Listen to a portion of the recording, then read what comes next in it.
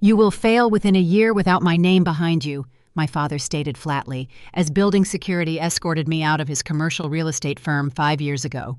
Today, his lead broker called my private equity firm begging for a $150 million bailout. He had no idea the anonymous CEO evaluating his desperate pitch was the daughter his boss had discarded.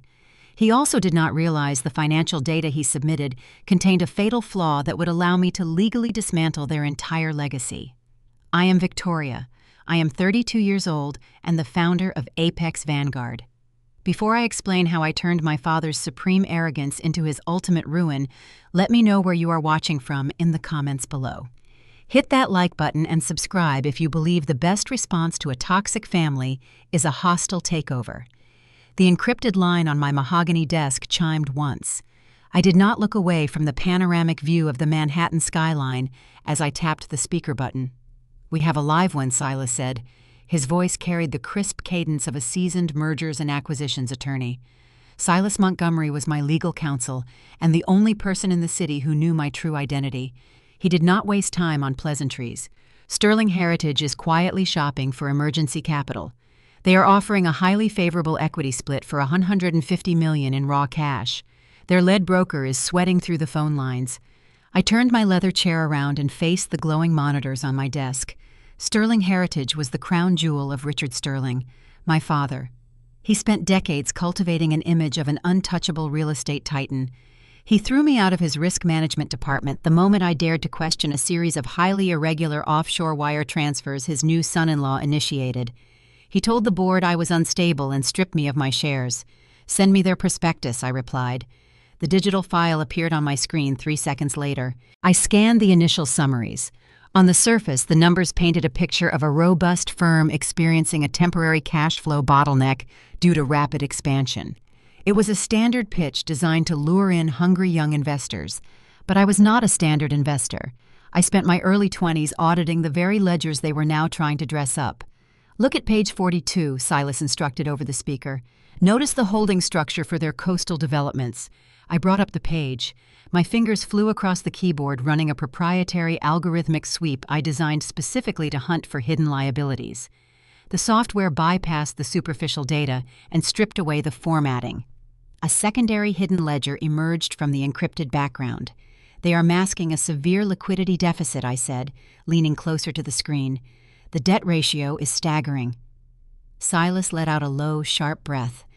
"Richard is not looking for a strategic partner, Victoria. He is looking for a scapegoat to absorb a toxic debt bomb before the federal regulators notice the missing funds. If an external fund buys into this without seeing the dual-layer encryption, they will be bankrupt in a month."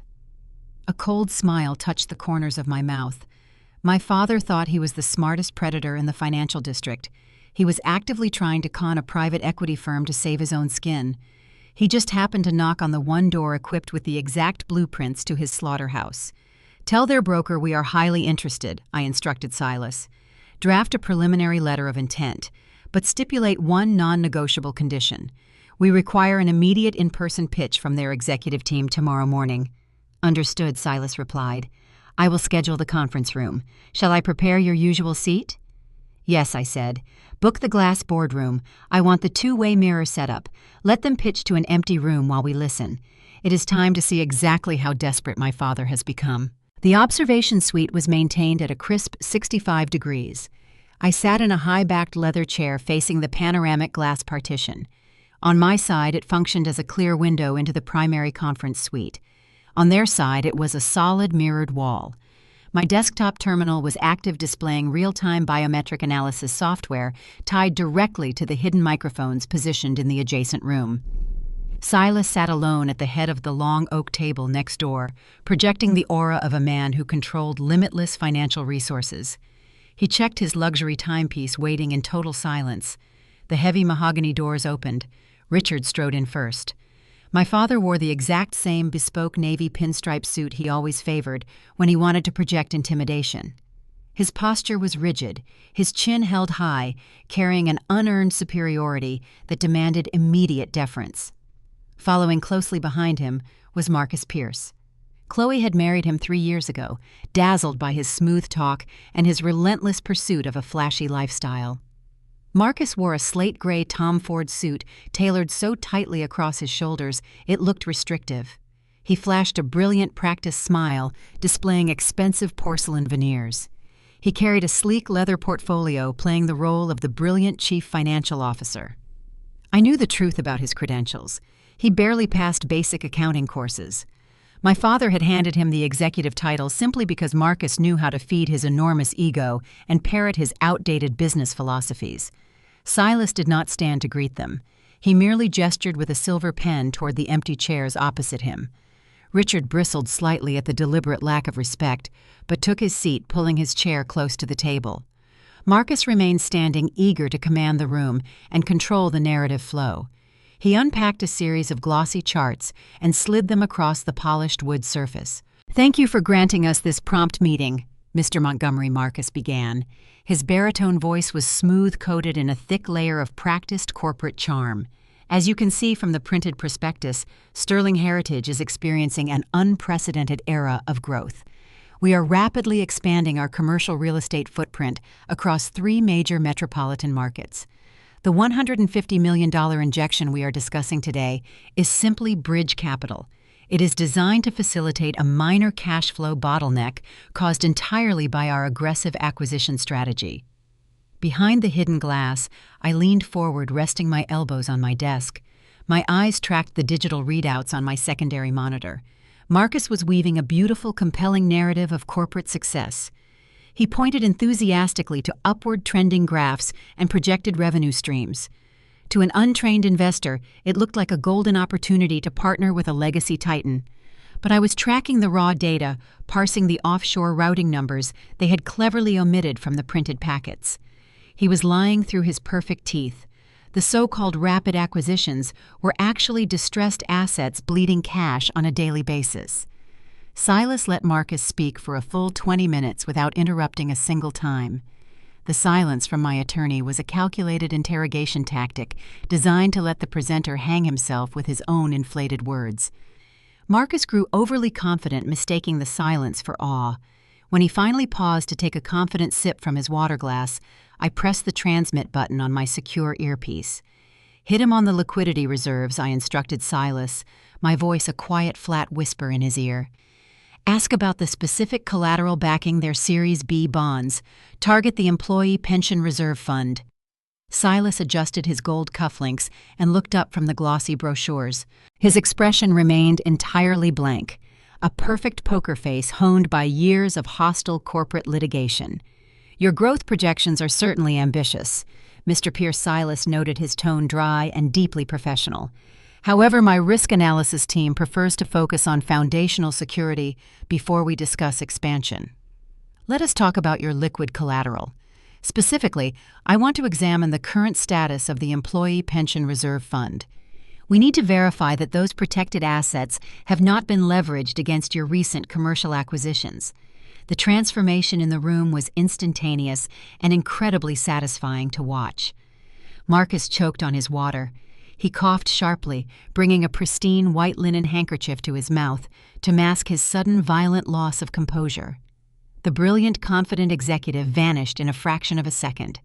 His dark eyes darted nervously across the oak table, avoiding Silas and landing directly on my father.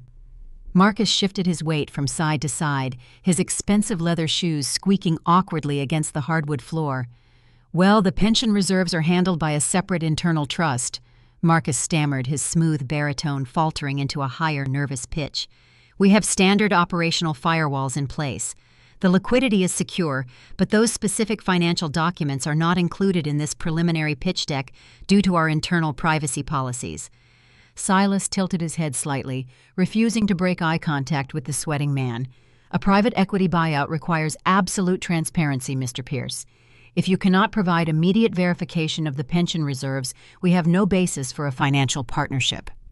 Before Marcus could utter another pathetic excuse, my father slammed his open hand flat against the table.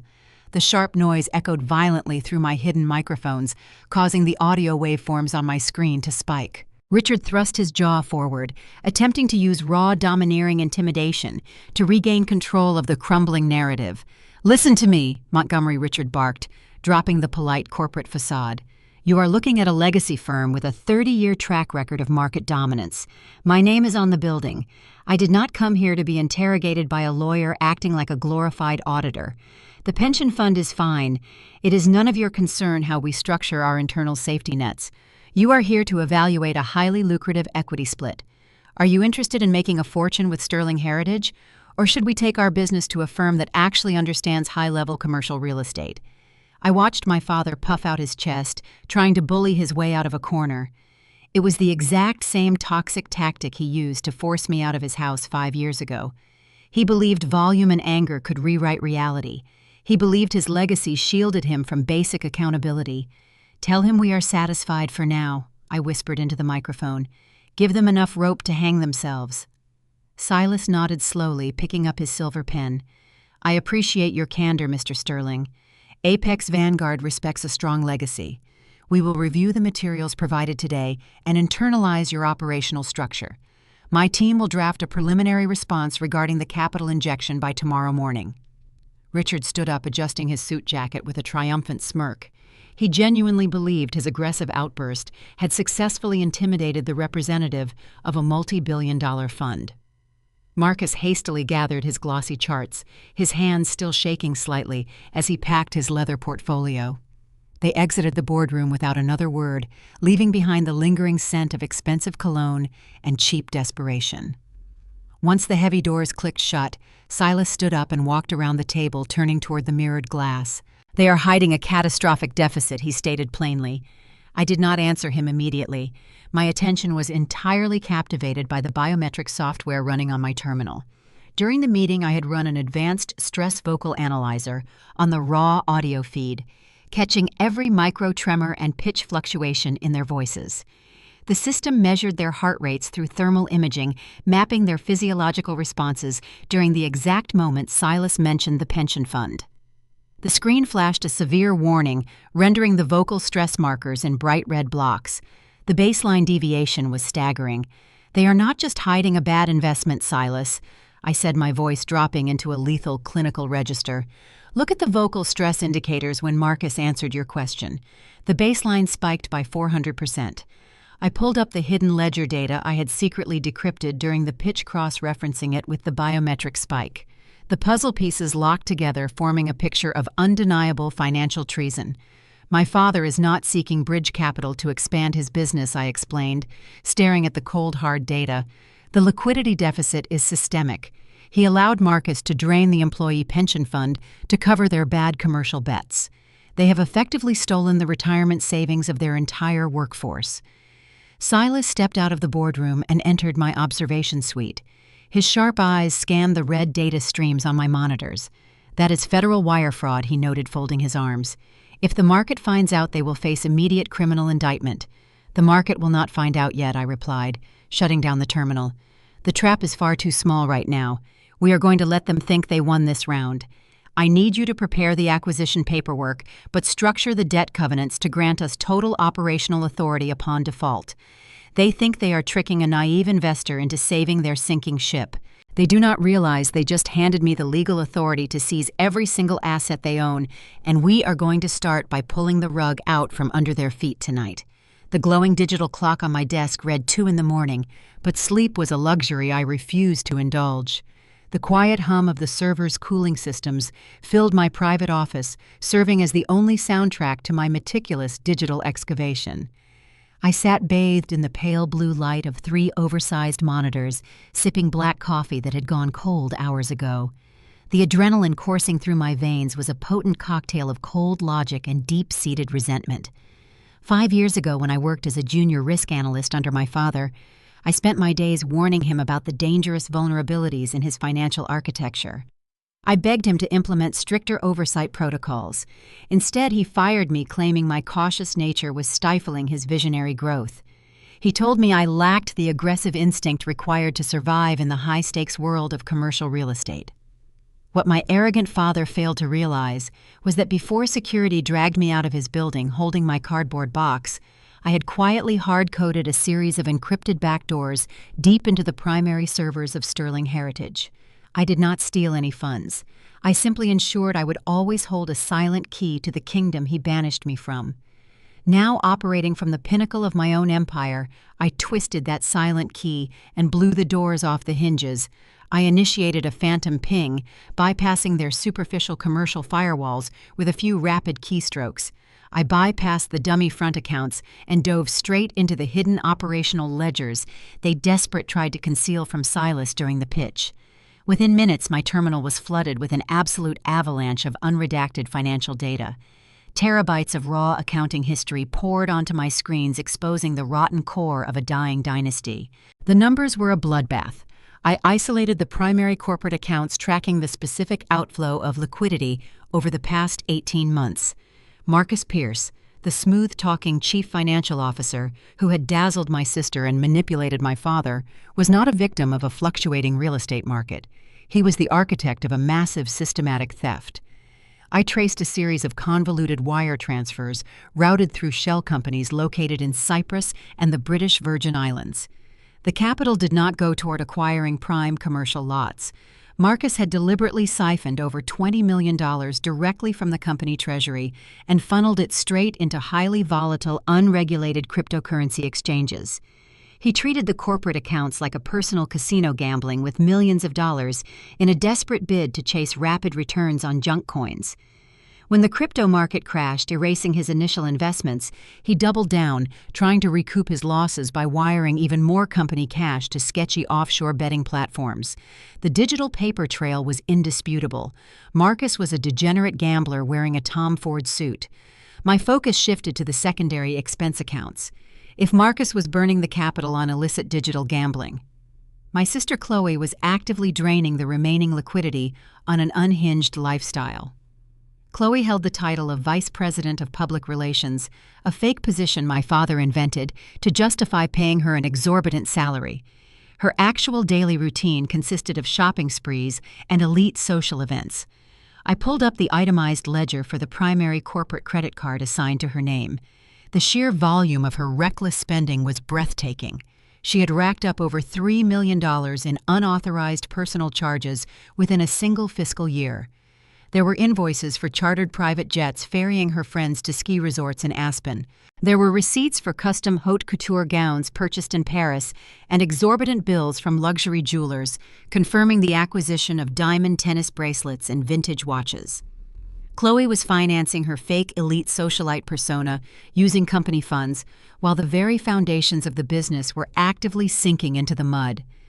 A cold, heavy rage began to settle in my chest, replacing the initial thrill of the investigation. The incompetence and the greed were staggering, but the ultimate betrayal lay hidden in the debt restructuring files. When the liquidity ran dry, when Marcus lost the millions, and Chloe maxed out the corporate cards, Richard Sterling faced a critical choice. A responsible executive would have immediately initiated internal audits, fired the offenders, and reported the embezzlement to the board of directors. But my father was not a responsible executive. His entire identity was inextricably linked to the illusion of his absolute superiority.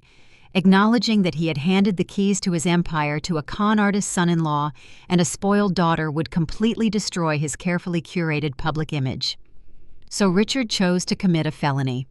I opened the finalized collateral agreements he had signed just 3 months ago. In a desperate attempt to cover the massive missing funds and keep the company afloat, Richard executed a highly illegal cross-collateralization scheme. He secretly leveraged the primary corporate headquarters, placing a secondary massive mortgage on the very building he proudly claimed to own outright. But the real estate equity was not enough to fill the $20 million void Marcus had created. The final document on my screen was a transfer authorization moving capital out of a protected holding account. My stomach turned as I verified the routing numbers. It was the employee pension reserve. My father had actively raided the retirement funds of hundreds of loyal workers' people who had dedicated decades of their lives building his company. He stole their financial futures to plug a hole caused by his own blind arrogance and his refusal to hold his precious golden children accountable. This was no longer a case of bad business management. This was a coordinated criminal conspiracy. They were actively engaged in wire fraud, embezzlement, and severe violations of federal fiduciary duties. My father had prioritized his ego over the livelihoods of innocent people. He allowed his son-in-law to gamble away their security and let his daughter buy diamonds with their retirement savings. I slammed my laptop shut, the sharp crack echoing loudly in the quiet office. The contempt I felt for them was absolute. They thought they could walk into my boardroom and trick me into handing them $150 million to quietly bury their crimes. They believed they were untouchable. I picked up my encrypted phone and dialed my attorney. Silas answered on the first ring, his voice crisp despite the late hour. "The audit is complete," I stated, my tone a flat, lethal command. "It is worse than we anticipated. Marcus embezzled $20 million into offshore crypto markets, and Chloe burned $3 million on luxury travel. Richard covered it up by leveraging the headquarters and raiding the employee pension fund." A heavy silence hung on the line as the seasoned attorney processed the magnitude of the federal crimes. "That is a guaranteed 10-year sentence for all three of them, Victoria.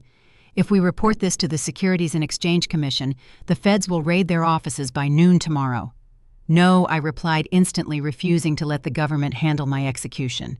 "A federal raid is too quick. It allows them to play the victim, to claim they were misled by bad market advice.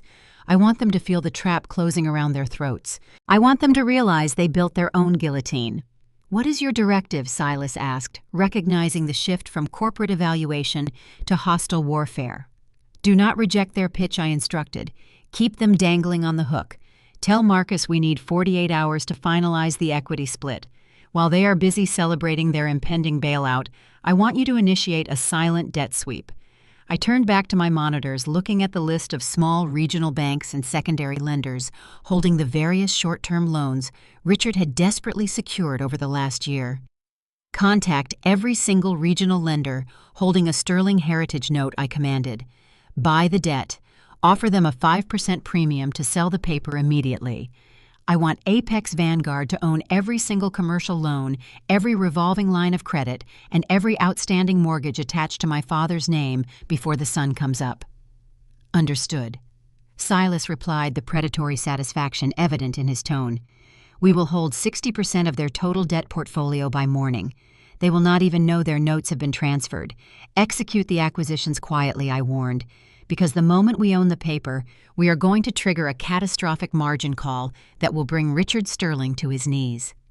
I ended the call and walked over to the floor-to-ceiling windows, looking out at the glittering lights of the sleeping city. My father had built an empire on lies and arrogance. By tomorrow night, I would legally own the ground he walked on, and the true destruction would finally begin. The Waldorf Astoria Grand Ballroom was a masterpiece of gilded architecture, dripping with excessive floral arrangements and the suffocating scent of elite desperation. Despite his company bleeding capital from every artery, Richard Sterling refused to cancel his annual charity gala.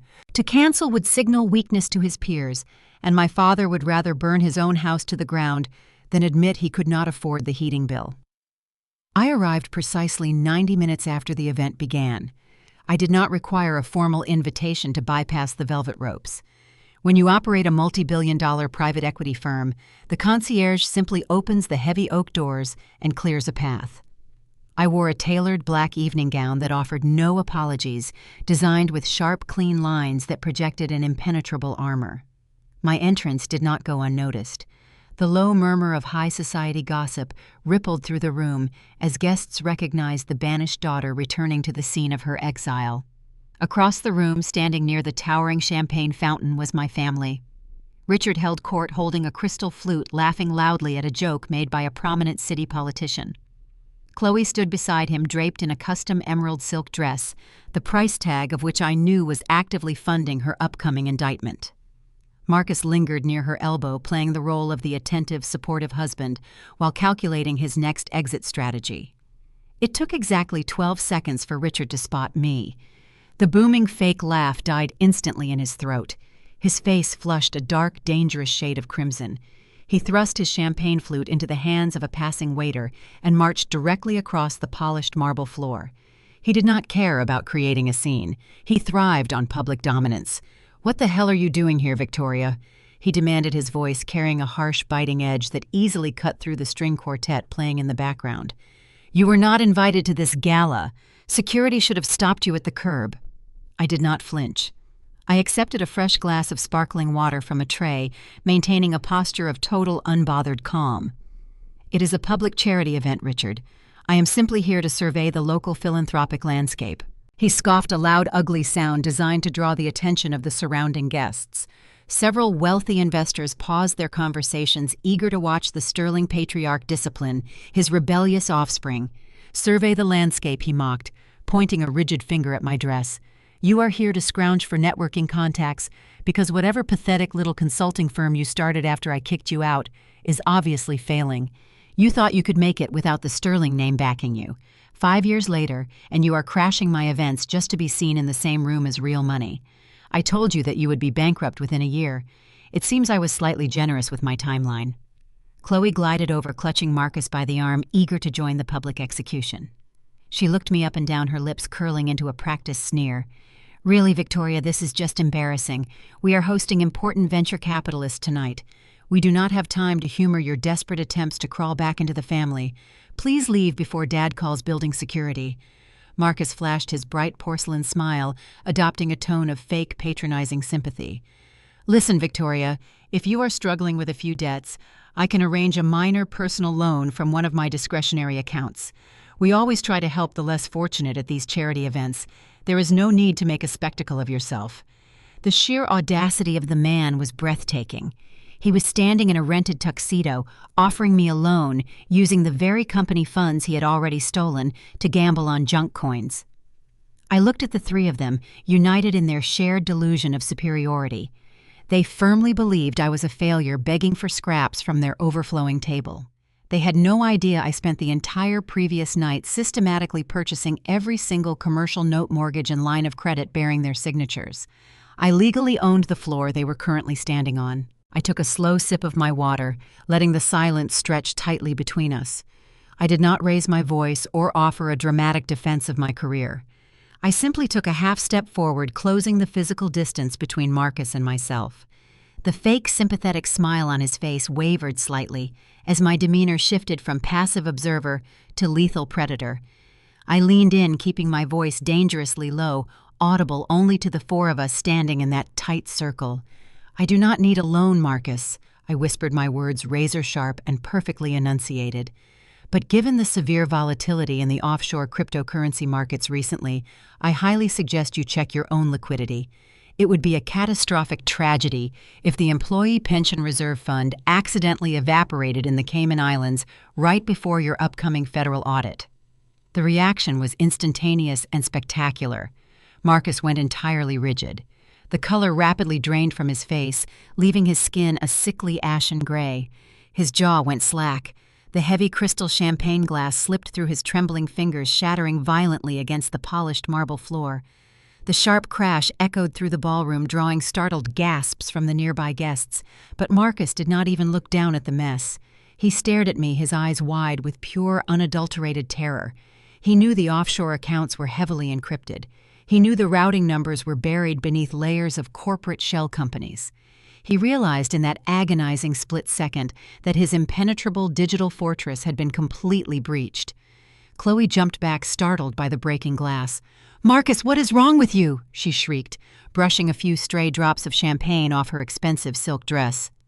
Richard frowned, irritated by the sudden clumsy disruption. He looked from Marcus to me, sensing a shift in the power dynamic he could not fully comprehend.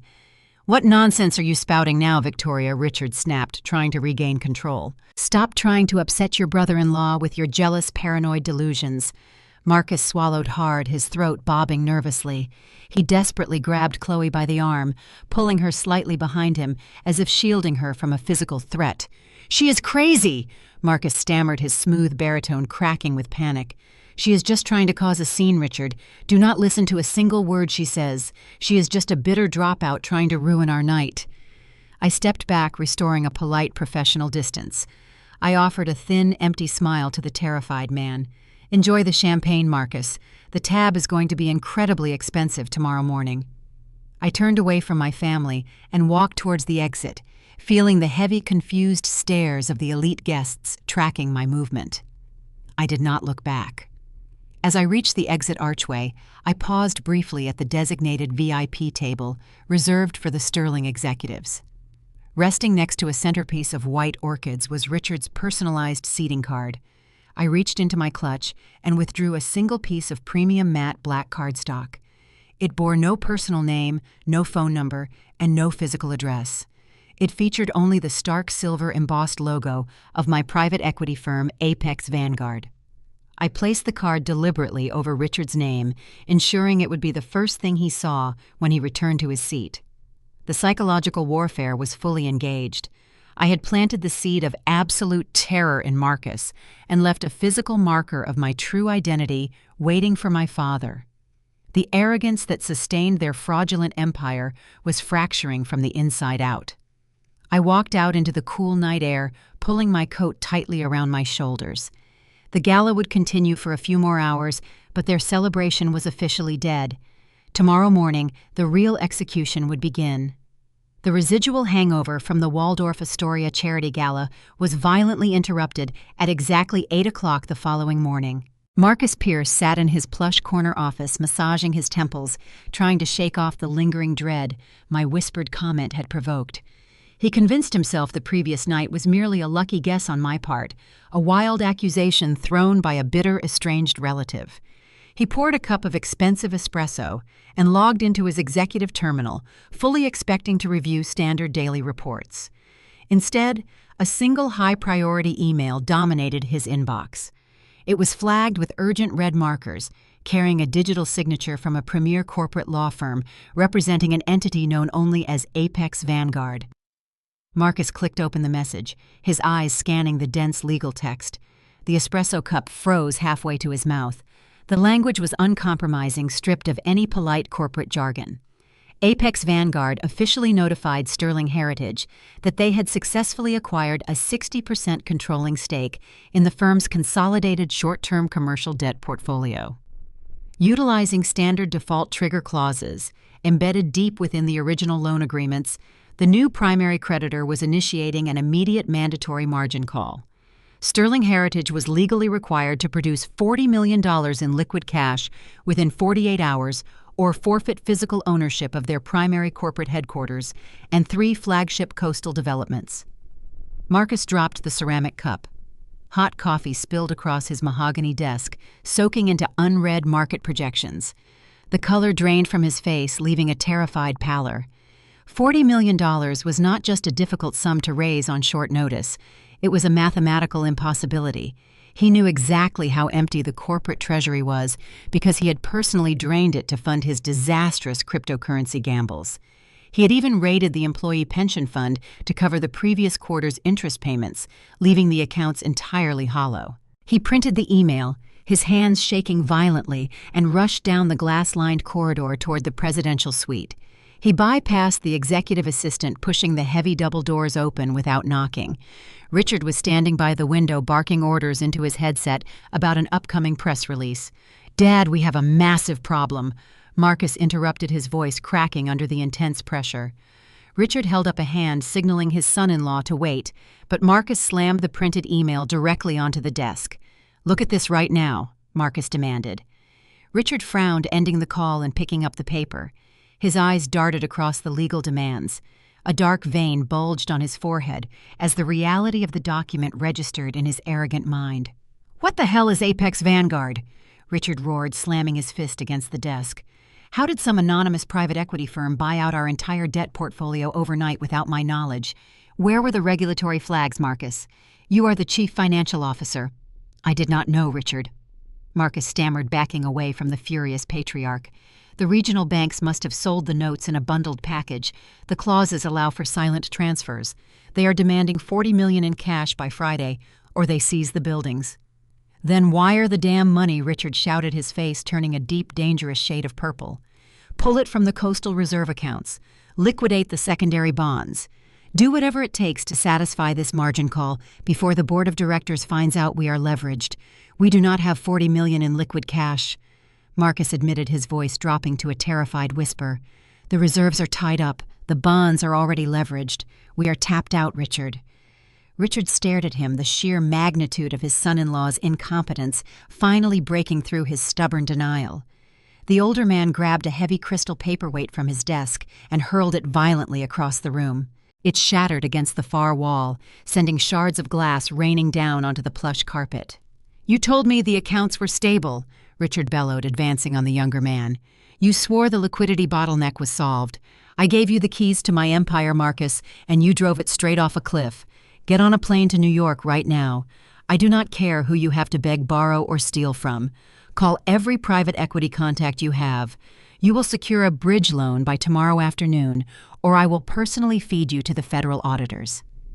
Marcus fled the office, sprinting back to his desk to begin a desperate, frantic campaign of phone calls. He dialed the direct lines of every major venture capitalist and hedge fund manager he had ever shared a drink with.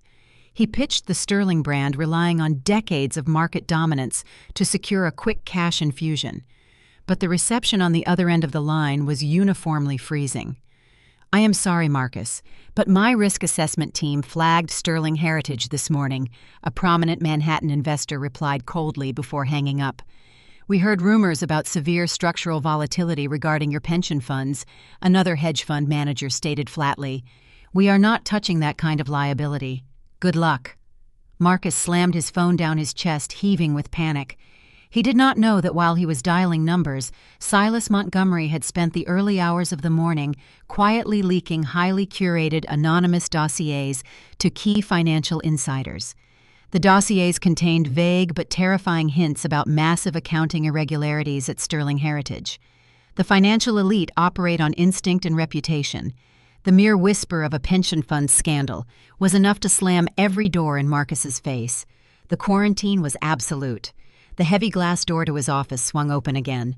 Chloe marched in wearing designer sunglasses and carrying 3 luxury shopping bags. She tossed the bags onto the sofa, oblivious to the suffocating tension in the room. "Marcus, why is my corporate card declining at Bergdorf?" Chloe demanded, pulling off her sunglasses with an annoyed huff. The manager looked at me like I was a common criminal. "Fix it immediately. I have a fitting for the Gala next week." Marcus stared at his wife, the sheer absurdity of her demand pushing him over the edge. "Fix your credit card," he yelled, standing up so quickly his chair crashed backward against the wall. "We are $40 million in debt, Chloe.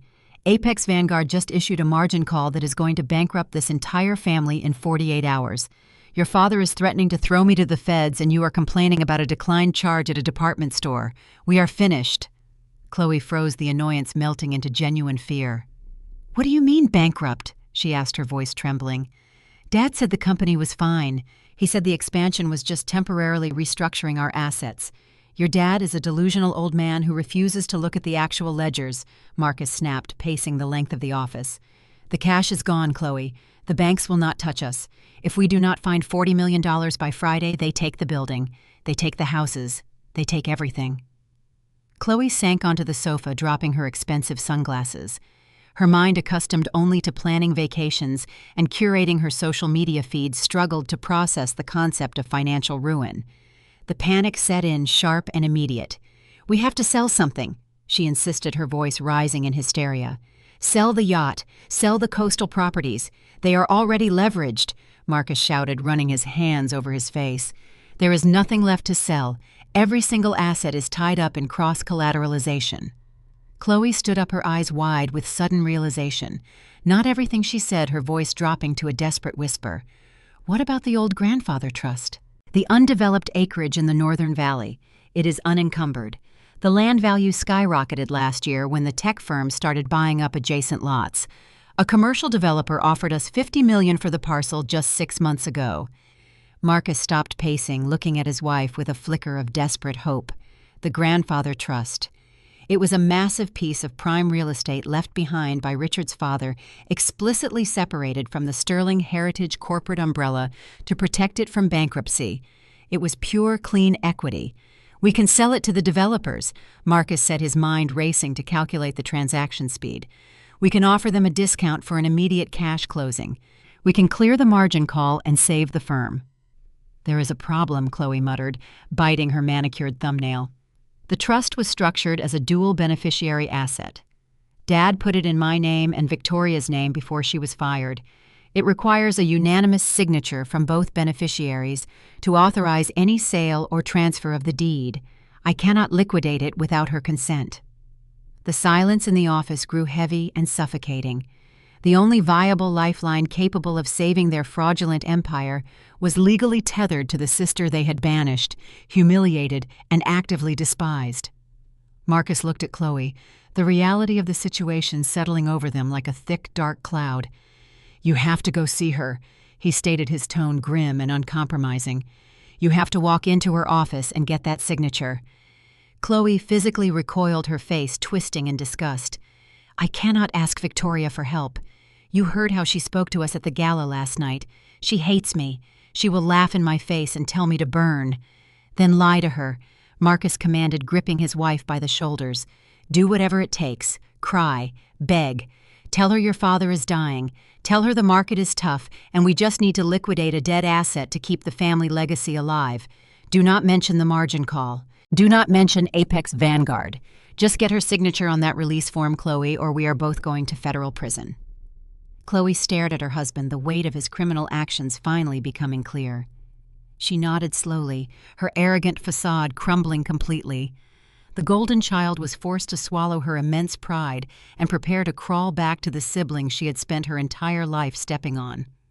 The ultimate power dynamic had shifted, and she was about to walk blindly into a trap far more dangerous than a simple margin call.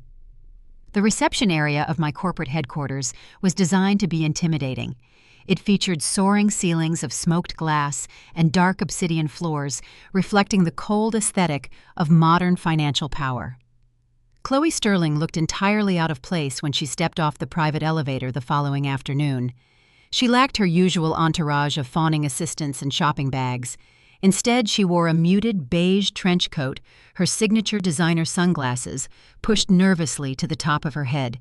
Her face was meticulously arranged into a mask of deep, tragic concern, a performance she likely practiced in the mirror for an hour before arriving. My head of security, an imposing former military contractor named Hayes, escorted her into my office without offering her a beverage or a polite greeting. I remained seated behind my massive mahogany desk, watching my younger sister cross the threshold. I did not stand up. I did not offer her a chair. "Victoria, it has been so long," Chloe began, her voice trembling with manufactured emotion. She clasped her hands together tightly, pressing them against her chest in a desperate plea for sympathy. "I know things ended terribly between us 5 years ago. I know Dad was harsh, but we are still family. I came here today because I desperately need your help." I leaned back in my leather chair, studying her performance with clinical detachment. The sudden shift from the arrogant socialite who insulted me at the Waldorf Astoria just 48 hours ago to this weeping supplicant was jarring. "State your business, Chloe." I instructed, my tone flat and uncompromising. "I have a global acquisition meeting in 15 minutes. Chloe swallowed hard, squeezing her eyes shut to force a single dramatic tear down her cheek. "It is Dad," she whispered, her voice cracking perfectly on cue. "He is terribly ill, Victoria. The stress of managing the firm in this fluctuating economy has completely broken his health. The doctors say his heart cannot take the strain of the current market volatility. The company just needs a minor cash injection to weather a temporary downturn, so Dad can step back and finally retire in peace."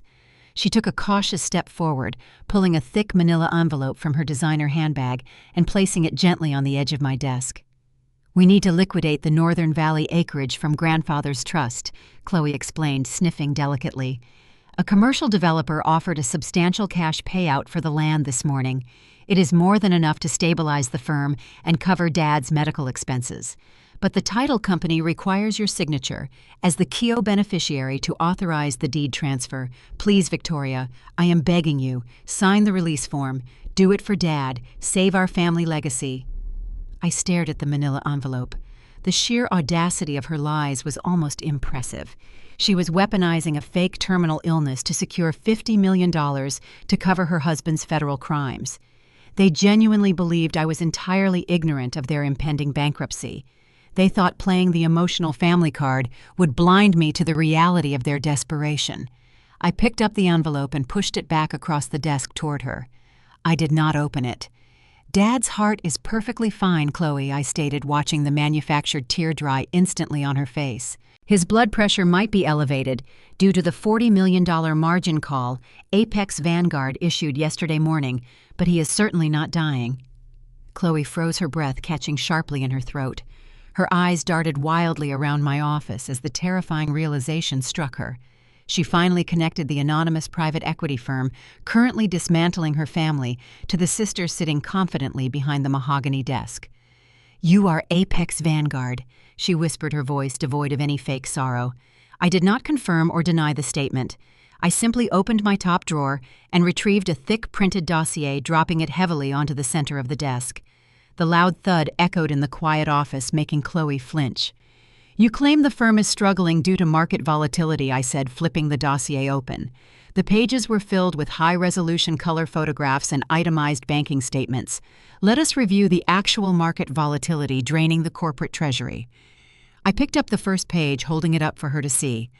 $200,000 charged to the corporate executive account for a chartered flight to St. Bart's in January. Another $85,000 for a custom Patek Philippe timepiece you purchased in Geneva last month.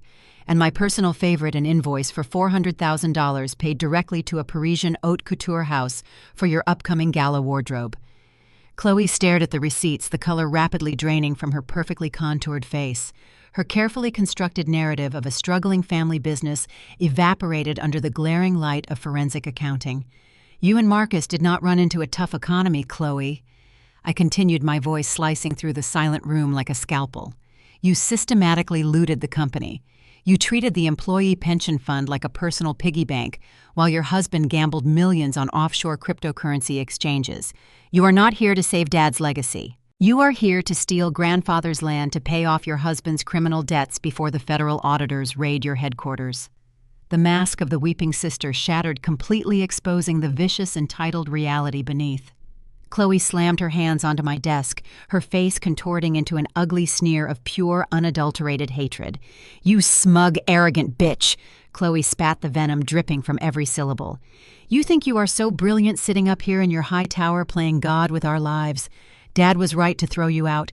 You are a cold-blooded monster. You are actively trying to destroy your own blood simply because you were too weak to survive in our world." I did not react to her outburst.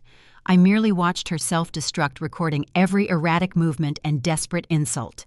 Her fury was escalating rapidly, blinding her to the legal danger of her own words. "We do not even need you," Chloe screamed, pointing a shaking manicured finger directly at my face. "You are just a minor administrative hurdle. If you do not sign this release, Marcus will just execute the alternative protocols. We already accessed the trust capital 3 months ago. We do not need your permission to take what belongs to us." The screaming echoing in my office abruptly stopped.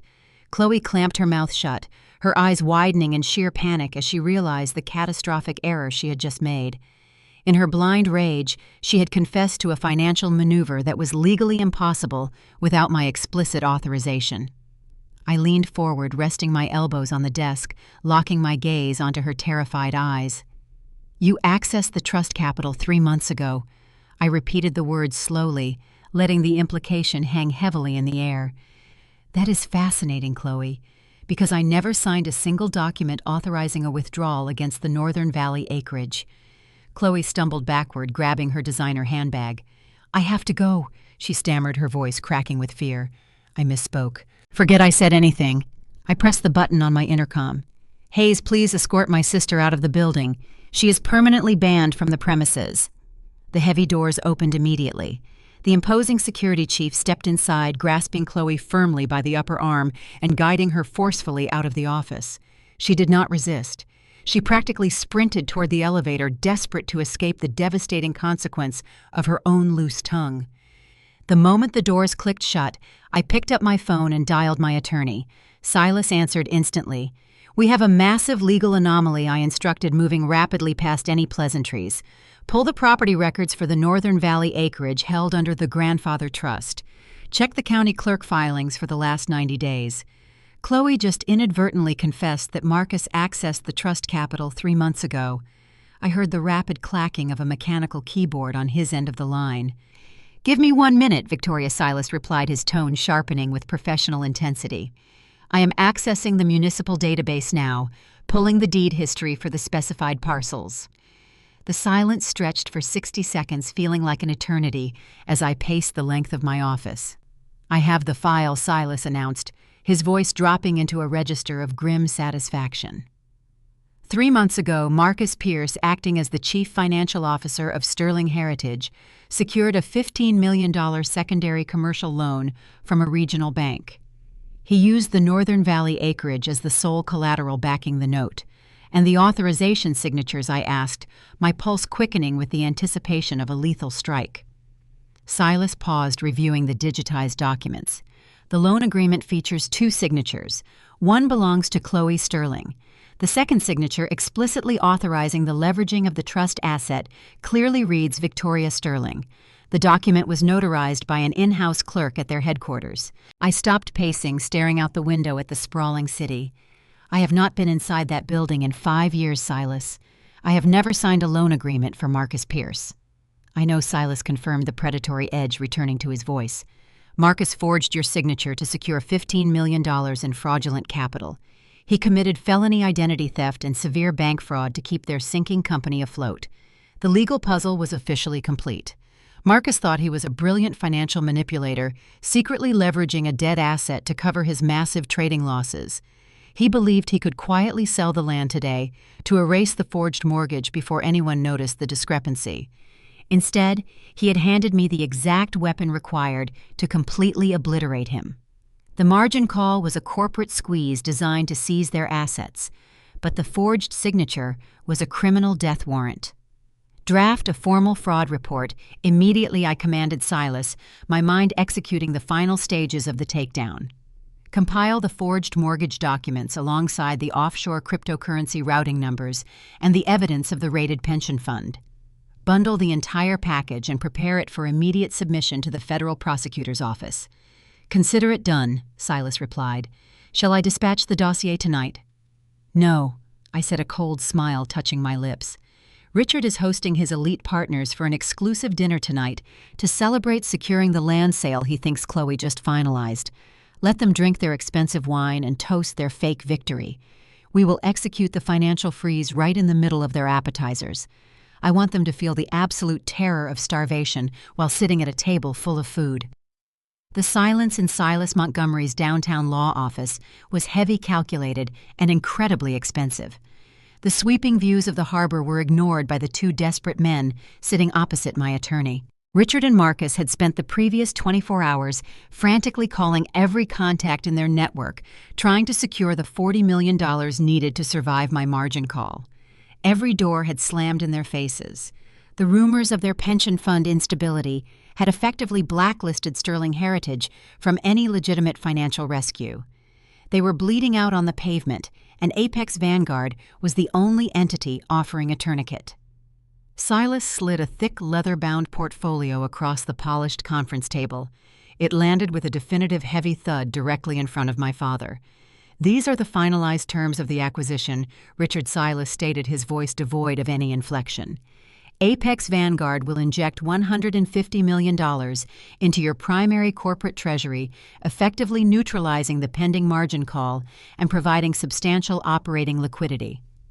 In exchange, my client assumes a 51% controlling interest in Sterling Heritage and all its subsidiaries. Richard stared at the leather folder, his jaw muscles flexing violently. Giving up majority control of the company he built was a profound humiliation, but his massive ego convinced him it was merely a temporary setback. He believed he could manipulate an anonymous private equity firm the same way he had manipulated his board of directors for decades. He thought he was surrendering a title while retaining the actual power. Marcus leaned forward, pulling a silver Mont Blanc pen from his tailored suit jacket. He assumed the posture of a brilliant negotiator, completely unaware that he was walking blindfolded into a minefield. We reviewed the preliminary term sheet, Montgomery Marcus said, flashing his signature porcelain smile. The equity split is aggressive but acceptable given the current market climate. We are prepared to execute the transfer today. Silas did not return the smile. He tapped his index finger against the cover of the portfolio. There is one final addendum requested by the board of Apex Vanguard, a standard security measure given the speed of this transaction. It is outlined in Section 4, Paragraph 12. Marcus flipped the heavy pages open, scanning the dense legal text with arrogant speed. He was accustomed to bullying junior lawyers and skimming contracts, looking only for the numbers that served his immediate needs. He lacked the forensic discipline required to spot the lethal mechanisms hidden within the complex corporate jargon. "Ah, yes, the operational oversight clause," Marcus muttered dismissively, waving his pen over the page. "Standard boilerplate language. It just says Apex reserves the right to audit the books upon closing. We have nothing to hide. Our ledgers are perfectly transparent." Behind the mirrored glass in the adjacent observation room, I watched Marcus confidently dismiss the very paragraph designed to obliterate him. It was not standard boilerplate language. It was a meticulously crafted poison pill, a legal mechanism I had spent hours designing with Silas, specifically to target their unique vulnerabilities. The clause did not simply grant audit rights. It established an absolute zero-tolerance threshold for financial misrepresentation. The specific wording explicitly stated that if any prior accounting fraud, embezzlement, or illegal commingling of funds was discovered, post-acquisition, the controlling shareholder Apex Vanguard was granted immediate unilateral authority to execute a total asset seizure. Furthermore, the contract stripped away the standard corporate veil of limited liability.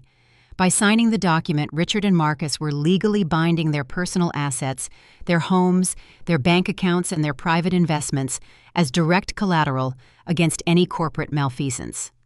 Marcus read right past the personal liability trigger, entirely focused on securing the cash infusion needed to cover his catastrophic crypto losses and the forged mortgage. He tapped the signature line, pushing the document toward his father-in-law. "It is clean," Richard Marcus assured him, brimming with false confidence. "Just standard equity transfer language. We sign this, the margin call disappears, and we get back to business by tomorrow morning." Richard did not bother reading the text. He trusted the son-in-law, who had already driven his empire into the ground. He grabbed the silver pen, his face twisting into a bitter scowl, as he prepared to sign away half his kingdom. "You tell your anonymous bosses that they are making the smartest investment of their lives," Montgomery Richard sneered aggressively, signing his name on the dotted line. "They are getting a legacy brand for a fraction of its true value. Once the market stabilizes, I will be buying this equity back at a premium." Silas pulled the signed portfolio back across the desk, smoothly sliding it into his briefcase. The execution was flawless. "Apex Vanguard looks forward to a highly transparent relationship, Mr. Sterling. The funds will be placed in escrow immediately pending the initial post-acquisition review." Richard stood up, buttoning his bespoke suit jacket with a renewed sense of arrogant authority. The crushing weight of the $40 million debt had vanished, and his towering ego instantly reinflated. He believed he had successfully outmaneuvered the market, successfully hiding the forged signatures and the stolen pension funds beneath a fresh wave of corporate capital. "Come on," Marcus Richard commanded, turning toward the door. "We have a dinner to host. We need to assure our partners that the Sterling name is stronger than ever." Marcus followed closely behind his father-in-law, practically vibrating with relief. As he walked out of the law office, he pulled out his smartphone, rapidly typing a message to Chloe. I watched the surveillance feed capture his smug expression as he hit send. I was likely bragging about his brilliant negotiation skills, boasting that he had successfully outsmarted the private equity sharks. He genuinely thought he had saved his own life. The heavy doors clicked shut, leaving Silas alone in the conference room. He turned toward the mirrored glass, offering a rare, grim smile. "We have the signatures," Silas announced, retrieving the leather portfolio. "The poison pill is active. The personal liability waivers are legally binding. They just handed you the keys to their houses, their bank accounts, and their entire corporate structure." I stepped out of the observation room, walking over to the polished oak table. I picked up the contract, staring at my father's aggressive, sprawling signature. He had signed the document with the absolute certainty of a man who believed he was invincible. He did not realize he had just authorized his own financial execution. "They expect the funds to clear escrow by tomorrow morning," Silas noted, checking his watch. "The margin call deadline expires at noon. What is the timeline for the audit reveal?" I traced the edge of the heavy paper, feeling a cold, profound sense of satisfaction. "There will be no funds clearing tomorrow morning, Silas.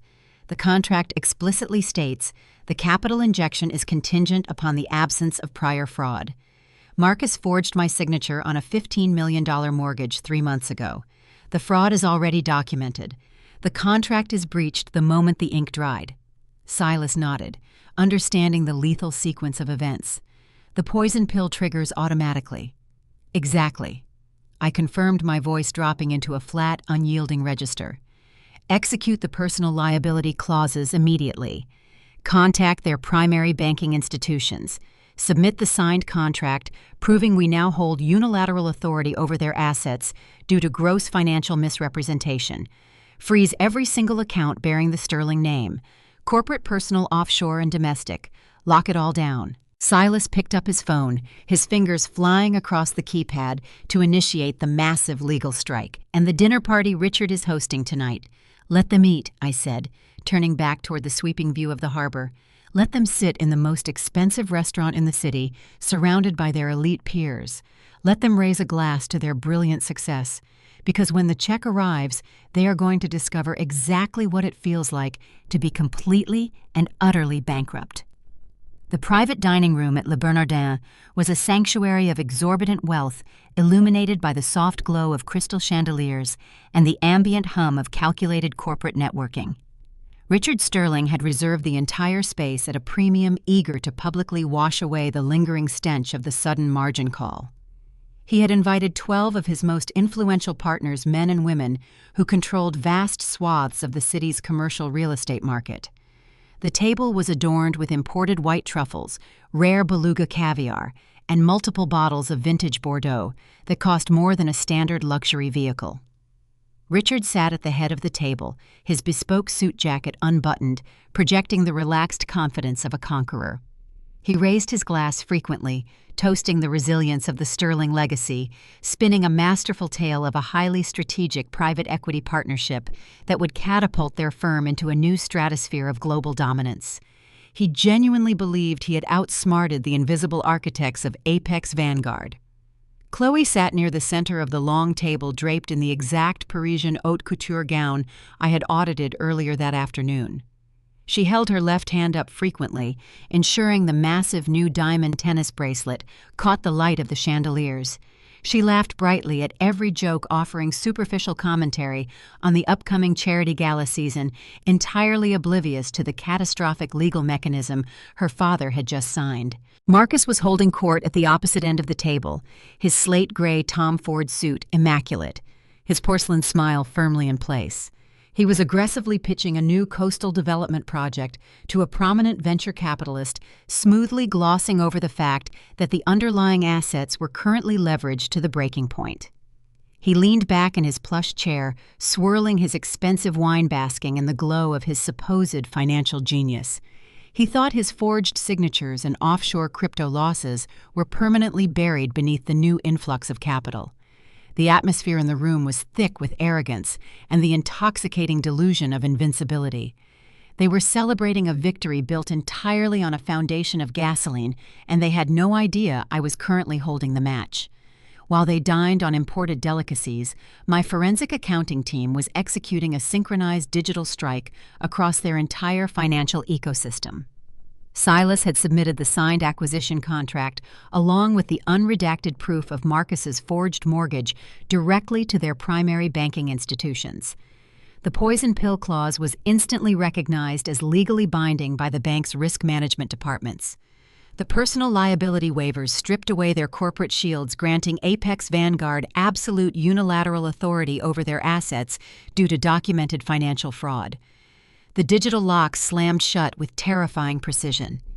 Inside the dining room, the dessert course was being cleared when the impeccable ambiance was abruptly fractured. The restaurant's general manager, a man known for his unflappable discretion, stepped through the heavy velvet curtains. His face was unusually pale, his posture rigid with deep professional discomfort. He bypassed Richard entirely and walked directly toward Marcus, holding a small, discreet leather folio. "Mr. Pierce, I apologize for the interruption," the manager murmured, leaning down to speak quietly into Marcus's ear. "There seems to be a minor complication with the primary corporate card you provided upon arrival. It has been declined by the issuing institution." Marcus paused mid-sentence, his charismatic smile faltering slightly. The venture capitalist sitting next to him politely pretended not to hear the exchange, but the subtle shift in the room's energy was palpable. Marcus let out a dismissive scoff, waving his hand airily. "It is just a security hold," Francois Marcus replied, loud enough for the table to hear, projecting mild annoyance. "Our firm just executed a massive 9-figure capital restructuring this afternoon. The bank's algorithms are probably flagging the unusual volume. Just run it again or override the hold." "I have attempted to process the transaction 3 times, sir." The manager insisted, his voice dropping lower, dropping the polite deference. "The terminal is not displaying a standard fraud alert. It is a hard lock. The institution explicitly directed us to confiscate the card." The polite murmurs around the table abruptly ceased. The clinking of crystal glasses stopped. The silence in the private room grew incredibly heavy, suffocating the previously vibrant atmosphere. Confiscating a black corporate card was not a minor technical glitch. It was a glaring neon sign of severe financial distress. Marcus felt the sudden sharp sting of public humiliation. A bead of sweat formed at his hairline. He quickly reached into his tailored suit jacket, pulling out his personal platinum credit card. He slapped it onto the leather folio, his jaw clenching with suppressed panic. "Fine, just put it on my personal account. I will have my assistant sort out the corporate glitch in the morning." The manager took the platinum card, retreating swiftly behind the velvet curtains. Marcus forced a tight, awkward laugh, turning back to the venture capitalist. "The banking sector is entirely too cautious these days. You move $150 million, and suddenly their entire system panics." Richard frowned, staring intently at his son-in-law. His predatory instincts, honed by decades of cutthroat business negotiations, sensed a dangerous anomaly. He reached for his water glass, his knuckles turning slightly white. Less than 2 minutes later, the manager returned. He did not carry the leather folio. He carried a wireless payment terminal, holding it awkwardly in both hands. He walked directly up to Marcus, his expression shifting from professional discomfort to profound alarm. "Mr. Pierce, I am incredibly sorry," the manager stated, his voice echoing clearly in the dead silent room. "Your personal account has also returned a hard decline. The bank error code indicates a total asset freeze. We cannot process any payment from your accounts." Chloe gasped, her hand flying to her chest. She looked frantically around the table, noticing the elite guests exchanging highly uncomfortable, highly judgmental glances. "Marcus, what is going on?" she hissed, her voice cracking with rising hysteria. "Fix this right now. You are embarrassing us in front of the board members." Marcus stared at the wireless terminal, his mind racing to comprehend the impossible reality. His offshore accounts were separate. His personal assets were insulated. There was no logical reason for a total freeze, unless a massive systemic breach had occurred. He stood up, his chair scraping loudly against the hardwood floor. "Give me the machine," Richard commanded, his voice booming with furious authority. He stood up, brushing past the startled guests, and marched over to the manager.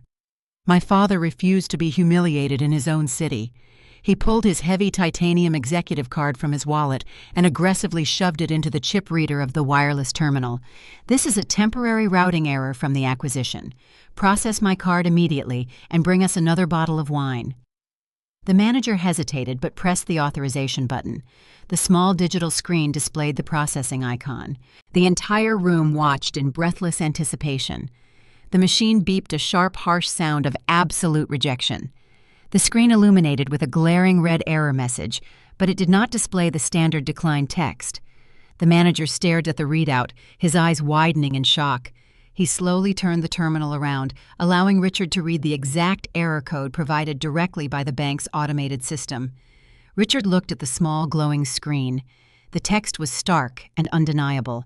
"Transaction denied. All accounts frozen by order of controlling shareholder Apex Vanguard. Pending fraud investigation." The heavy titanium card slipped from Richard's fingers, clattering uselessly against the polished wooden table. The blood completely vanished from his face, leaving him looking frail and terrified. The impenetrable armor of the sterling legacy shattered into a million irreparable pieces right in front of his most important partners. He finally understood the fatal trap hidden within the poison pill contract. He had not secured a lifeline. He had legally signed away his entire empire to an anonymous executioner. Before Richard could even attempt to formulate a desperate excuse, a chaotic symphony of digital chimes erupted across the private dining room. It was not just one phone. Every single mobile device belonging to a member of the Sterling family began buzzing and ringing simultaneously. Chloe frantically dug into her designer clutch, pulling out her diamond-encrusted smartphone. Her screen was flooded with severe push notifications from her banking applications. Her savings accounts, her checking accounts, her premium credit lines. They all displayed a terrifying balance of zero accompanied by bold red banners indicating a mandated institutional lock. "My accounts are gone," Chloe shrieked, her voice pitching into a hysterical wail. "Marcus, everything is blocked. I cannot even access the emergency trust funds. What did you do?" Marcus ripped his phone from his pocket, staring at a barrage of automated text messages confirming the total liquidation of his access to any financial network. He was effectively locked out of the global economy. He looked at Richard, his porcelain smile entirely gone, replaced by the panicked stare of a cornered animal. The elite guests did not wait for an explanation. The venture capitalists, the real estate moguls, the politicians, they all recognized the stench of a catastrophic financial collapse. They stood up in unison, abandoning their half-eaten desserts and their expensive wine. They grabbed their coats, murmuring hasty, awkward excuses as they practically sprinted toward the exit, eager to distance themselves from the radioactive fallout of the Sterling family. Richard stood completely paralyzed in the center of the ruined dining room. The manager stepped forward, clearing his throat nervously. "Mr. Sterling, the outstanding bill for this evening is $24,000. How would you like to handle the balance?" The patriarch of the Sterling Empire, the man who had told me I would fail without his name, looked down at his useless titanium card. He had absolutely no way to pay for his own dinner. The psychological warfare had escalated into physical reality. The destruction was no longer a threat hiding in the shadows. It was a public, undeniable execution, and they had nowhere left to run. The sprawling suburban mansion Chloe and Marcus shared was suffocatingly quiet at 2 a.m. The opulent estate, heavily leveraged and secretly bleeding equity, offered no comfort to the man pacing frantically across the dark hardwood floors of his massive walk-in closet. Marcus Pierce was operating on pure volatile adrenaline. The public humiliation at Le Bernardin was a devastating blow, but it was the specific error message on the payment terminal that triggered his fight-or-flight instinct. Pending fraud investigation. Those 3 words echoed relentlessly in his mind, like a death knell. A standard margin call resulted in bankruptcy. A fraud investigation launched by a controlling shareholder holding airtight operational audits resulted in federal prison. Marcus knew the exact moment Apex Vanguard accessed the unredacted corporate ledgers, they would discover the missing $20 million from the pension fund. More importantly, they would uncover the $15 million commercial mortgage secured by his forged signature. The brilliant, confident chief financial officer realized he was no longer managing a crisis. He was managing a crime scene, and he was the primary suspect. He moved silently, pulling a sleek leather duffel bag from the top shelf. He bypassed the tailored Tom Ford suits and grabbed only practical dark clothing. He needed to disappear before the sun came up, before the banks opened, and the federal warrants were officially filed. He checked his secure, encrypted smartphone. While his domestic accounts were locked down by Apex Vanguard, he still maintained a fragmented digital wallet holding roughly $200,000 in untraceable cryptocurrency accessed through a shadow server based in Dubai. It was a meager fraction of his former wealth, but it was enough to buy a new identity in a jurisdiction lacking extradition treaties with the United States. Marcus glanced toward the open bedroom door. The soft, rhythmic breathing of his wife drifted from the king-size bed. Chloe lay tangled in expensive silk sheets, completely oblivious to the impending collapse of her world. He felt a fleeting stab of guilt, quickly overridden by his overwhelming instinct for self-preservation. Waking her up would only slow him down. Chloe was a liability, a spoiled socialite who would panic and draw unwanted attention. He zipped the duffel bag, slung it over his shoulder, and walked out of the house without a single backward glance, abandoning his marriage the same way he abandoned his fiduciary duties. He drove his least luxury sedan toward John F. Kennedy International Airport, pushing the engine hard through the empty midnight streets. He bypassed the main terminals and headed directly for the International Departures Concourse. He had booked a first-class one-way ticket to Dubai, paying an exorbitant premium using his dwindling crypto reserves. He abandoned the car at the curb, tossing the keys onto the passenger seat. He would not be needing it again. The harsh fluorescent lights of the terminal glared against his exhausted face as he approached the premium security checkpoint. His heart hammered a frantic rhythm against his ribs. The digital departure board confirmed his flight was boarding in exactly 45 minutes. He just needed to clear the final administrative hurdle and vanish into the sky. Marcus handed his passport and digital boarding pass to the Stoic Transportation Security Administration agent. The agent swiped the passport through the optical scanner. Marcus held his breath, waiting for the familiar green light of approval. The machine beeped a sharp, discordant tone. The monitor flashed a solid yellow warning block. The agent frowned, looking from the screen to Marcus and back again. He tapped a few keys on his keyboard, attempting to override the system flag, but the warning block remained stubbornly locked in place. Mr. Pierce, the agent, said, his voice devoid of emotion. "I am going to need you to step to the side. There appears to be an administrative hold on your travel authorization." Marcus felt the blood freeze in his veins. "It is just a routine corporate travel flag," he lied smoothly, forcing a tight, practiced smile. "I am flying out for a last-minute merger acquisition. Just run it again. The system is probably glitching due to the late hour." "I cannot do that, sir," the agent replied, signaling to a pair of heavily armed Customs and Border Protection officers standing nearby. "The hold is not generated by our system. It is an active federal restriction." Before Marcus could argue, the two officers flanked him, their presence imposing and unyielding. They did not ask him to move. They commanded the space, utilizing physical proximity to assert total control. Marcus Pierce, one officer, stated firmly, "You are currently red-flagged by the Federal Bureau of Investigation under a high-risk corporate flight risk protocol. You are not boarding any international flights tonight. We need you to accompany us to the secondary screening room immediately." Panic, pure and unadulterated, finally shattered Marcus's composed facade. He took a reckless step backward, bumping into the security stanchions. "You cannot hold me here," he shouted, his voice cracking loudly, drawing the attention of sleepy travelers waiting in line. "I am a prominent executive. I have not been charged with a crime. This is a massive overreach of authority. I demand to speak to my attorney." "You can call whoever you want from the holding room," the second officer replied, grabbing Marcus firmly by the upper arm, restricting his movement. "But if you cause a disturbance in this terminal, we will place you in handcuffs and upgrade this detainment to a physical arrest. Walk." They marched him away from the security checkpoint, guiding him forcefully down a sterile white corridor hidden behind a heavy unmarked door. The secondary screening room was a windowless concrete box furnished with a single metal table and two bolted-down chairs.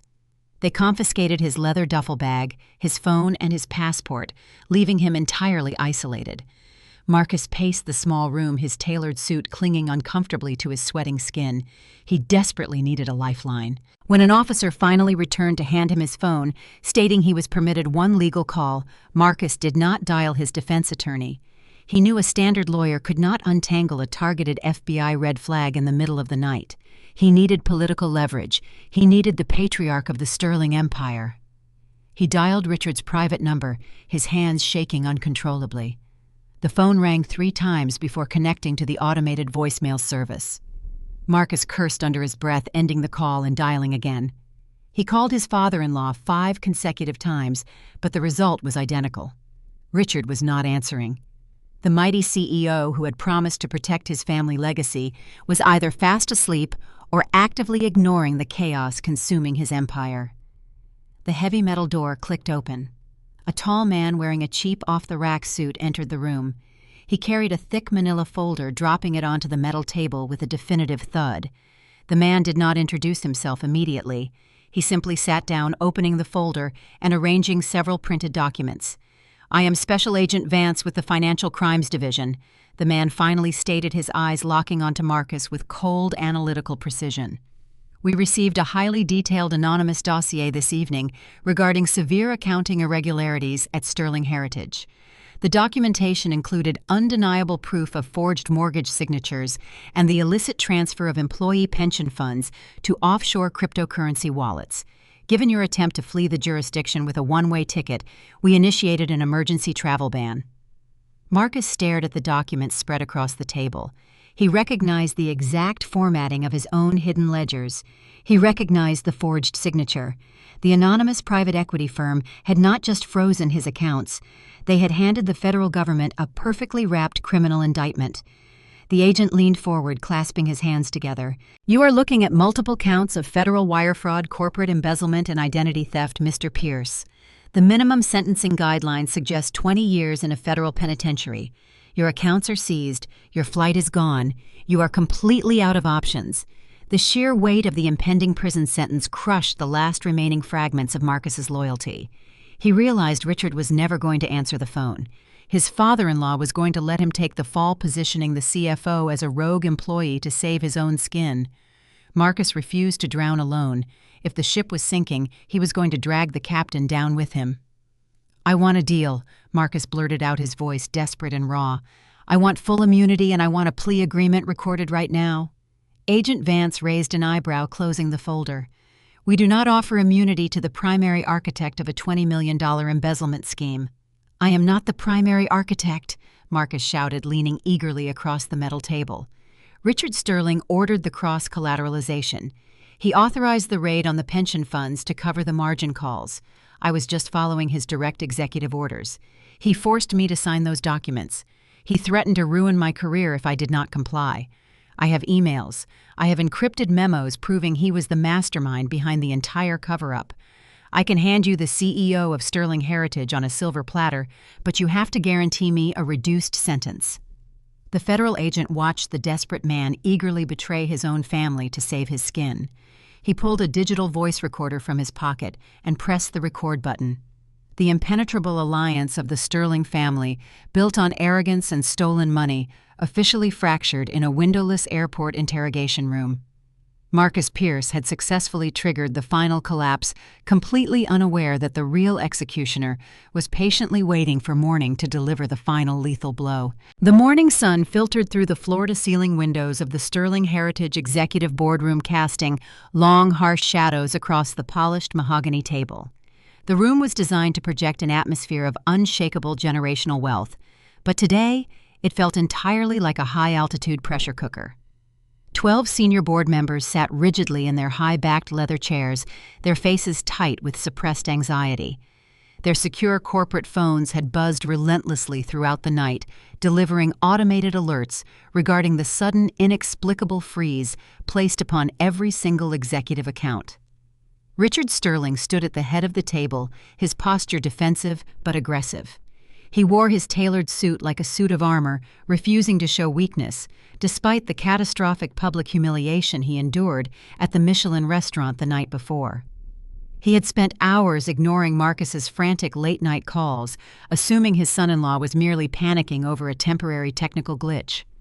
Richard remained stubbornly convinced that the massive capital injection from Apex Vanguard would clear the escrow accounts by noon, erasing the messy banking errors and restoring his supreme authority. "Settle down, gentlemen," Richard commanded, raising his hands to quiet the agitated murmurs rippling across the table. "I understand the sudden account restrictions are alarming, but you are severely overreacting to a temporary administrative hurdle. We finalized a highly complex $150 million equity restructuring yesterday afternoon. The sheer volume of the transaction triggered an automated security protocol within our primary institutional lenders. It is a standard compliance delay. My financial team is resolving the issue as we speak, and total liquidity will be restored before the market closes today." The lead shareholder, a seasoned real estate tycoon with a low tolerance for corporate spin, leaned forward, tapping his expensive pen against his leather folio.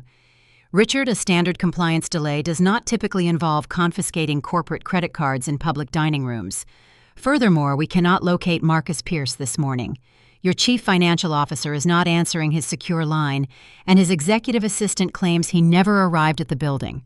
Where is the man responsible for managing this transition?" Richard clenched his jaw, a flicker of genuine irritation crossing his features. Marcus is likely managing the compliance override directly at the bank headquarters. He lied smoothly, offering a practiced, dismissive wave. He is a capable executive handling a complex technical issue. I assure you the Sterling legacy remains entirely secure under my leadership. We are on the verge of our most profitable quarter in a decade. He intended to launch into a prepared speech outlining the projected growth metrics, attempting to sedate his anxious board members with inflated numbers. But his carefully rehearsed monologue was violently interrupted. The heavy double oak doors at the rear of the executive boardroom did not just open.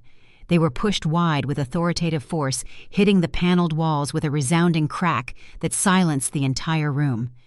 The elite board members instinctively turned in their leather chairs, expecting to see a frantic assistant or perhaps a team of heavily armed federal agents.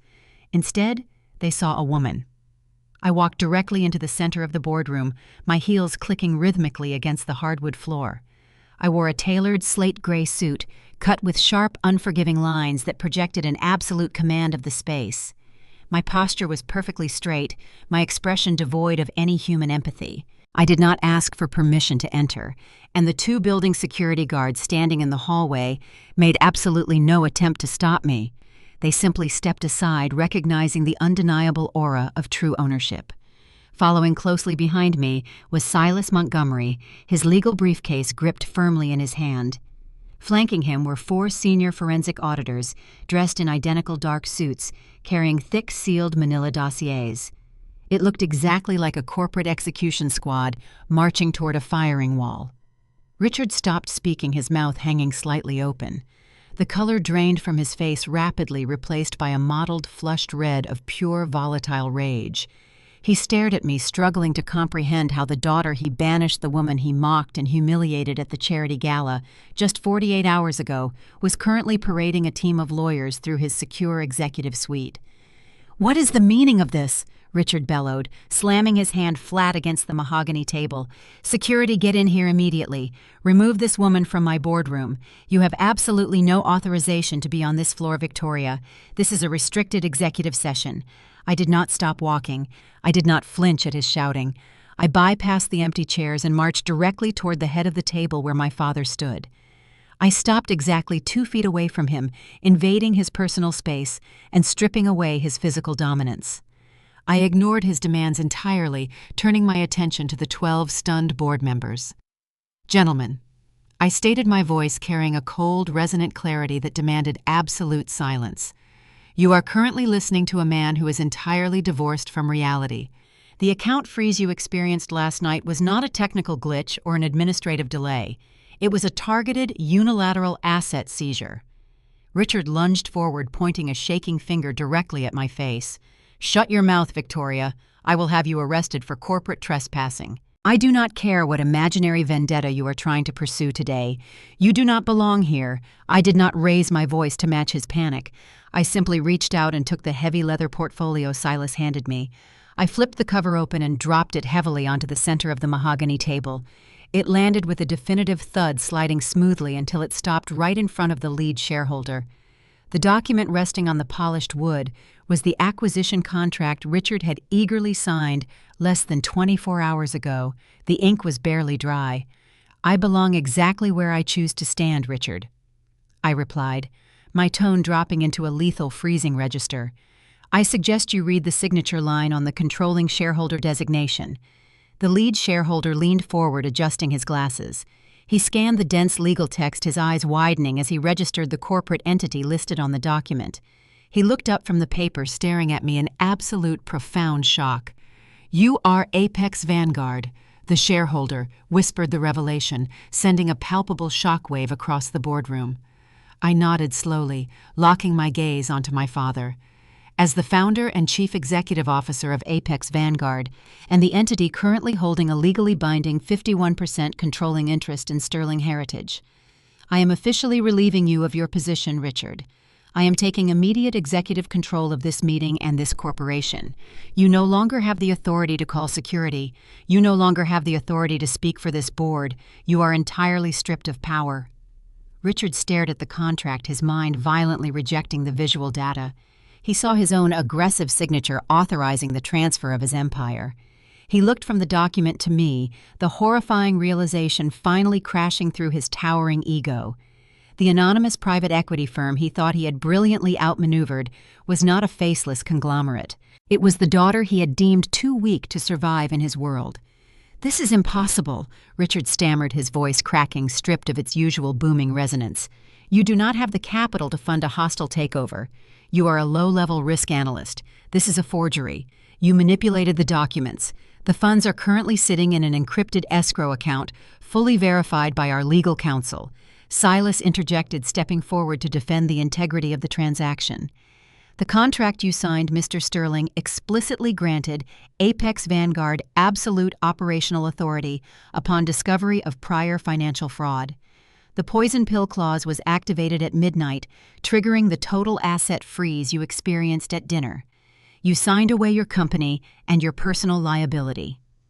Richard stumbled backward, his knees hitting the edge of his leather chair. He collapsed heavily into the seat, staring at me as if seeing a ghost. The proud, arrogant patriarch, the man who commanded the real estate market for 30 years, was reduced to a breathless hollow shell in front of his most trusted partners. He realized his legacy was not just damaged, it was completely and irrevocably conquered. The boardroom plunged into a heavy, suffocating silence.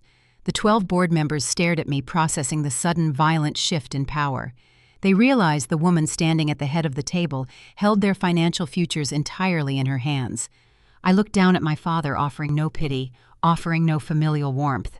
He had demanded ruthlessness, and I had delivered it flawlessly. The transfer of power was complete, but the true destruction of his fraudulent reality was just about to begin.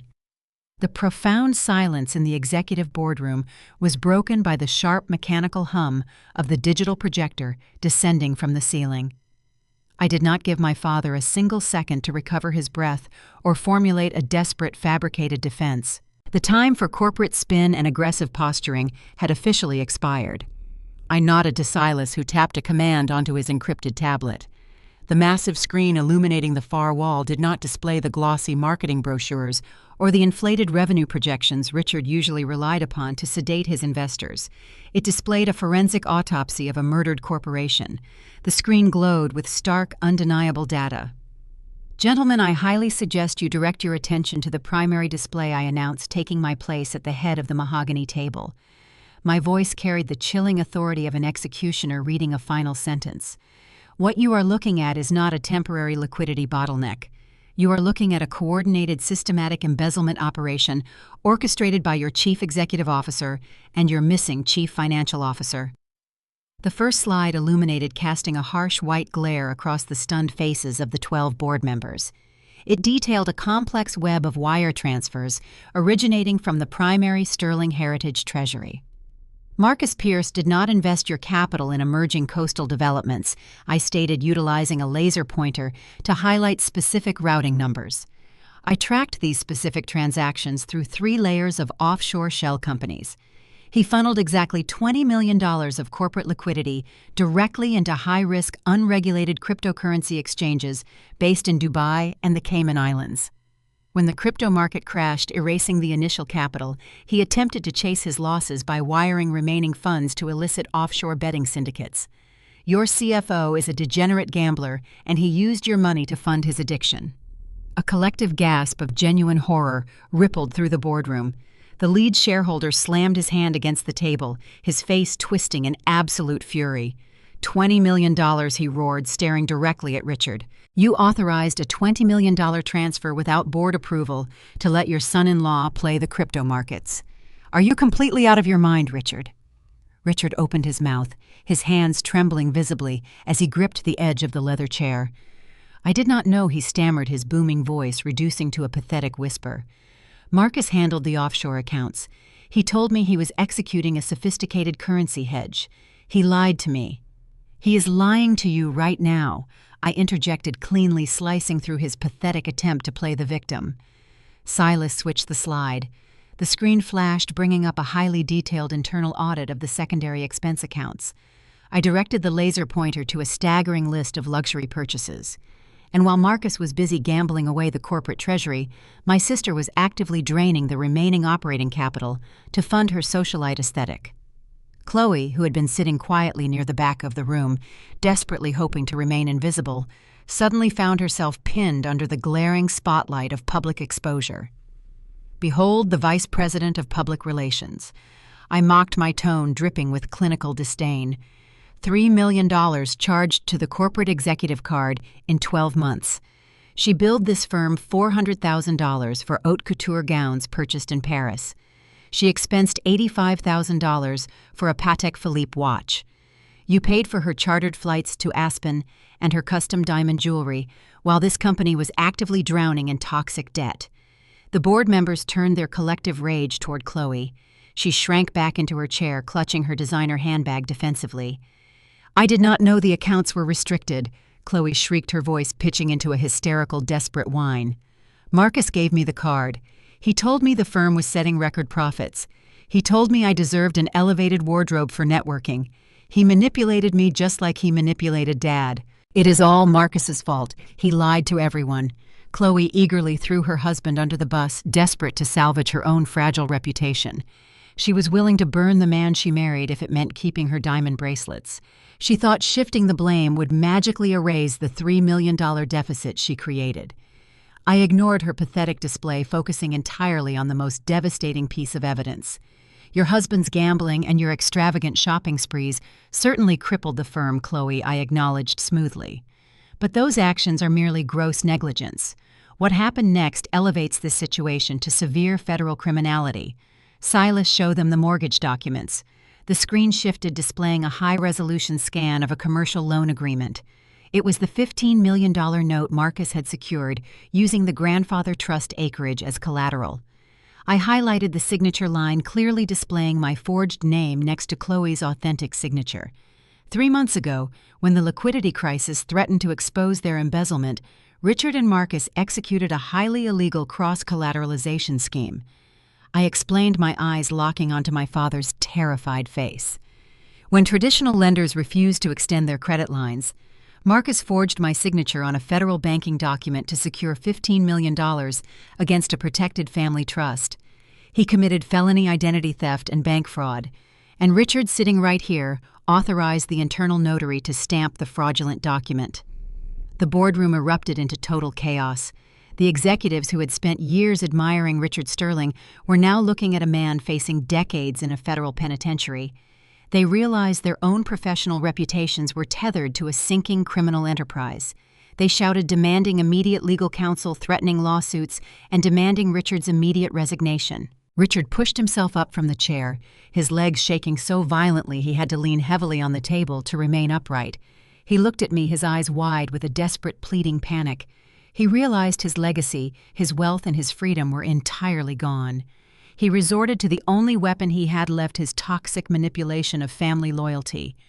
"Victoria, please," Richard begged, his voice cracking loudly over the shouting board members. "You cannot do this. We are family. I am your father. You cannot walk into this room and destroy your own blood. We made mistakes, yes, but we can fix this internally. Do not hand these documents over to the authorities. You cannot send me to prison. Think about the Sterling name. Think about our legacy. You have to protect your family." I stared at the broken, pathetic man, begging for mercy, relying on a biological connection he had repeatedly weaponized and discarded whenever it suited him. He expected me to fold, to succumb to the lifelong conditioning that demanded obedience to the patriarch.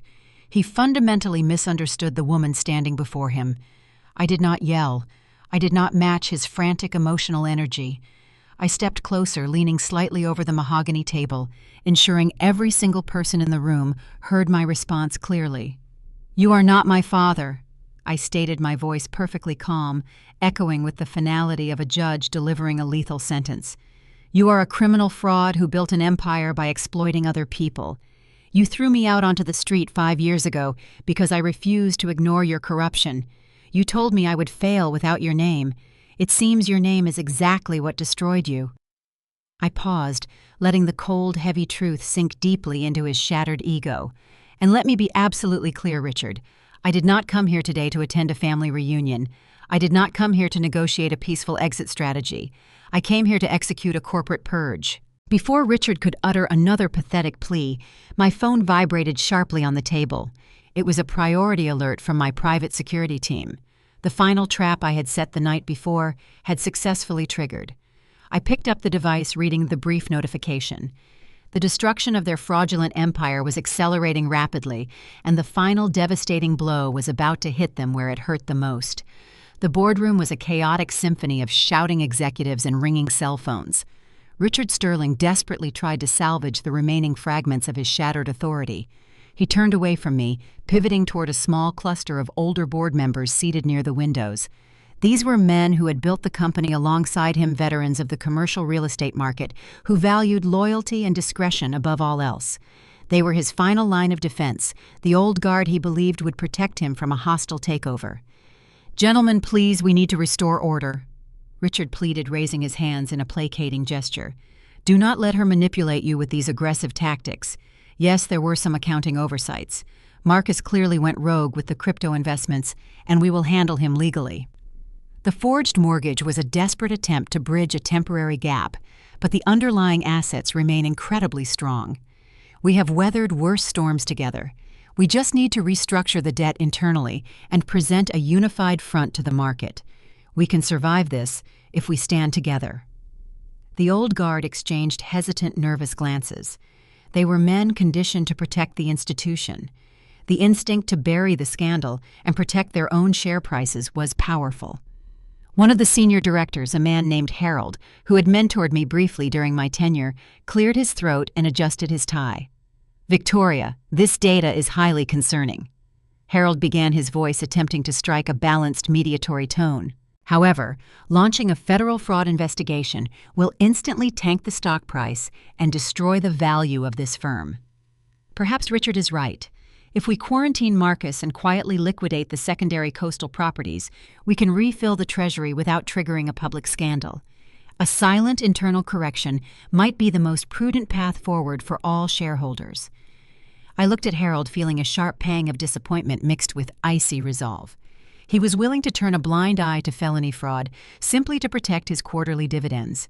He believed the damage was contained to corporate spreadsheets and wealthy investors who could afford to take a minor financial hit. He fundamentally misunderstood the true depth of Richard's depravity. "There will be no silent internal correction, Harold," I stated, my voice cutting through the remaining chatter. "The damage is not contained to abstract corporate ledgers or wealthy investors. You think Richard was merely shuffling company profits to cover his bad bets. He was not." Silas showed them the final slide. Silas tapped the tablet screen, the projector word shifting the display to a stark, simple bar graph. It was not a complex routing map or a dizzying list of offshore shell companies. It was a direct accounting of a single, highly regulated institutional holding account. The header on the slide read, "Sterling Heritage Employee Pension Reserve Fund." The graph displayed a catastrophic visual. The tall blue column, representing the total vested capital contributed by over 500 active and retired employees, had plummeted dramatically over the last 6 months. A glaring red line tracked the depletion, terminating at a current balance that represented a mere 20% of the original principal. I pointed the laser directly at the red line. When Marcus drained the treasury and the forged mortgage failed to cover the mounting interest payments on your toxic short-term loans, Richard did not liquidate his personal assets to save the firm. He did not sell his yacht or downgrade his lifestyle. I turned my gaze slowly across the faces of the old guard, ensuring they felt the full weight of the revelation. He executed a systemic raid on the employee pension fund. He authorized the illegal withdrawal of 80% of the vested capital. He stole the retirement savings of the secretaries who manage your schedules, the maintenance crews who clean your buildings, and the junior analysts who work 80-hour weeks to generate your profits. He funneled their life savings into dummy shell corporations registered in his own name, simply to pay the interest on loans he used to maintain his illusion of wealth. The silence that followed was not the shocked hush of a corporate scandal. It was a visceral, horrified paralysis. Stealing from wealthy investors was a calculable risk in their ruthless world. Stealing the retirement funds of working-class employees was an unforgivable moral atrocity. It was the kind of crime that invited intense federal scrutiny, public outrage, and undeniable prison time. Harold stared at the screen, his face turning a sickly shade of gray. He had known Richard for 30 years. They had played golf together, celebrated milestones together, and built an empire together. The revelation that his longtime partner was a common thief, willing to ruin the lives of hundreds of innocent people, completely shattered his loyalty. "You stole from the employees," Harold whispered, his voice shaking with profound disgust. "You raided the pension fund, Richard. People who trusted us, people who gave us their entire careers. I did what I had to do to keep the doors open." Richard shouted, his voice cracking as he finally dropped the facade of the benevolent leader. It was a temporary loan from the reserve. "I was going to pay it back the second the new coastal project cleared. You think building a legacy is clean, Harold? It requires hard decisions. I saved all your jobs. You saved your own pathetic ego." Harold roared, slamming his fist onto the mahogany table with a force that rattled the crystal water glasses. "You are a disgusting parasite, Richard. You are not a visionary. You are a criminal." The old guard the men Richard relied upon to shield him from consequence turned on him with vicious, unified fury. The boardroom erupted into a cacophony of shouting and explicit curses. "I am completely done with you," another senior director yelled, standing up and forcefully unpinning his corporate security badge from his lapel. He threw it across the table. It slid and hit Richard directly in the chest before clattering to the floor. "You can burn in federal prison for all I care. I will personally hand my entire communication log to the Securities and Exchange Commission this afternoon." One by one, the 12 board members stood up. They did not wait for a formal adjournment. They grabbed their briefcases and their coats, throwing their security badges onto the polished wood. They were abandoning the sinking ship, desperate to distance themselves from the radioactive fallout of the pension fund scandal. They verbally promised to cooperate fully with any federal investigation, effectively guaranteeing Richard's conviction. Within 90 seconds, the boardroom was entirely empty, save for Silas, Chloe, Richard, and myself. The mass exodus was the final devastating blow. The weapon of prestige, the untouchable reputation Richard had weaponized against me for my entire life, was completely pulverized. He was no longer a respected titan of industry. He was a pariah, isolated and reviled by the very peers he had spent decades trying to impress. Richard collapsed backward into his leather chair, the fight entirely drained from his body. He stared blankly at the pile of discarded security badges scattered across the table. His breathing was shallow and erratic, his chest heaving as the reality of his total isolation settled over him. He had no allies left, he had no money left, he had no legacy. Chloe sat frozen in the corner, weeping silently into her hands. The glamorous socialite was finally confronting a world where her designer clothes and fake tears held absolutely zero currency. I watched my father struggle to draw breath, feeling a cold, profound sense of closure. The corporate execution was flawless, but the destruction of his empire was only the first phase of my retaliation. While he was losing his company in the boardroom, Chloe was about to discover that the consequences of her actions extended far beyond frozen credit cards and canceled Gala fittings. Silas' phone buzzed quietly, signaling the completion of a highly coordinated tactical maneuver occurring miles away from the corporate headquarters. The decimation in the boardroom was absolute, but a financial execution is not complete until the physical assets are secured. While Richard Sterling remained paralyzed in his leather chair, staring blankly at the ruined remnants of his empire, I initiated the second phase of my aggressive tactical strike. My focus shifted from the father who banished me to the sister who eagerly funded her luxurious lifestyle using stolen employee pensions. Chloe had fled the corporate headquarters shortly after the mass exodus of the board members. She likely believed she could retreat to her sprawling suburban estate, lock the heavy iron gates, and wait out the storm in the comfort of her custom-designed sanctuary. She fundamentally misunderstood the lethal legal mechanism buried within the poison pill contract. Silas Montgomery stepped out of the boardroom, tapping a brief message onto his encrypted tablet. The tactical extraction team was already positioned, waiting for his signal. At exactly 3 o'clock in the afternoon, a convoy of unmarked commercial vans, accompanied by 2 local police cruisers, turned onto the pristine, manicured street of Chloe's exclusive neighborhood. The sudden arrival of law enforcement shattered the quiet tranquility of the affluent enclave, drawing the immediate attention of several prominent neighbors and a small cluster of aggressive financial journalists who had caught wind of the unfolding scandal. Inside the mansion, Chloe was pacing the expansive marble foyer, her phone pressed tightly to her ear. She was frantically dialing the numbers of her closest socialite friends, desperate to secure a temporary loan or at least a sympathetic ear. The results were uniformly devastating. Every single call went straight to voicemail. The news of the Sterling Heritage collapse and the rumored pension fund raid had leaked to the financial press hours ago. In her superficial world, association with a disgraced criminal was a social death sentence. Her entire network abandoned her instantly. The heavy oak front doors shuddered under a series of loud, authoritative knocks. Chloe froze the phone slipping from her trembling fingers. She crept toward the entryway, peering through the narrow glass sidelight. Her breath hitched. Standing on her pristine front porch was not a supportive friend or a confused delivery driver. It was Silas, flanked by 4 men, wearing high-visibility tactical vests bearing the logo of a private asset recovery firm.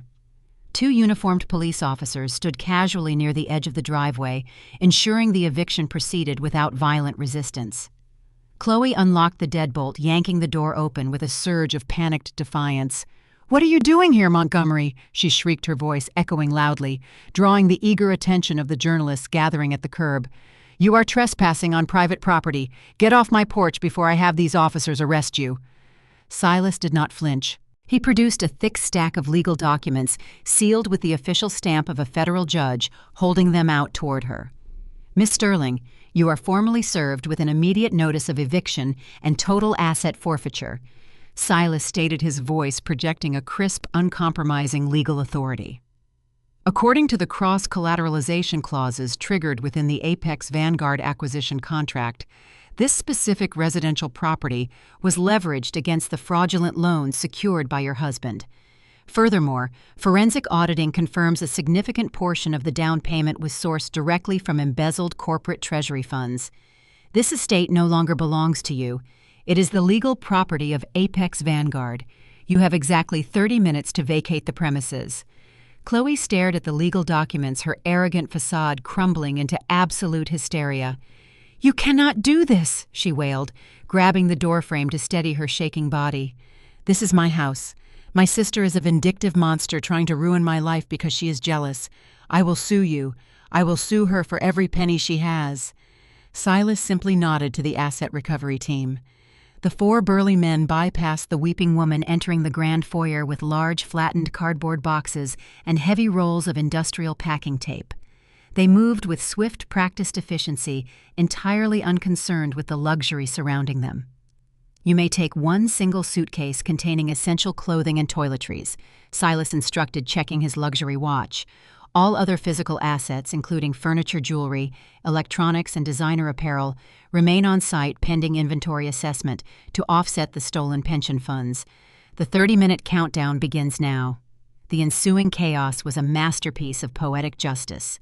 The men marched directly toward the master suite, bypassing the expensive artwork, and focused entirely on the massive custom-built walk-in closet.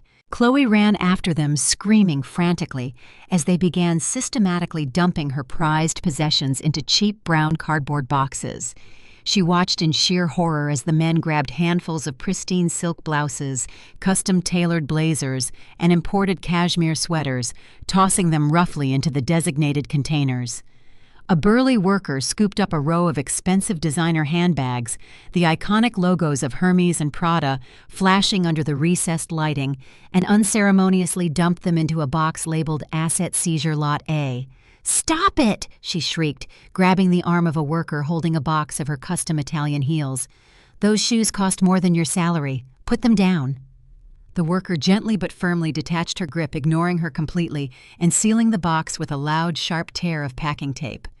Chloe realized she was entirely powerless to stop the physical erasure of her elite identity. She scrambled to grab a single leather duffel bag, desperately stuffing basic toiletries and a few dark sweaters into the main compartment.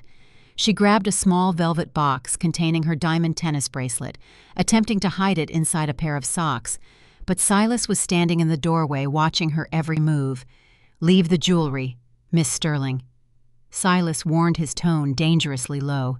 Attempting to conceal seized assets during a formal foreclosure is a felony offense. Do not make this a criminal matter. Chloe dropped the velvet box, sobbing uncontrollably. The 30 minutes evaporated rapidly. The police officers eventually stepped into the foyer, gesturing firmly toward the open front door.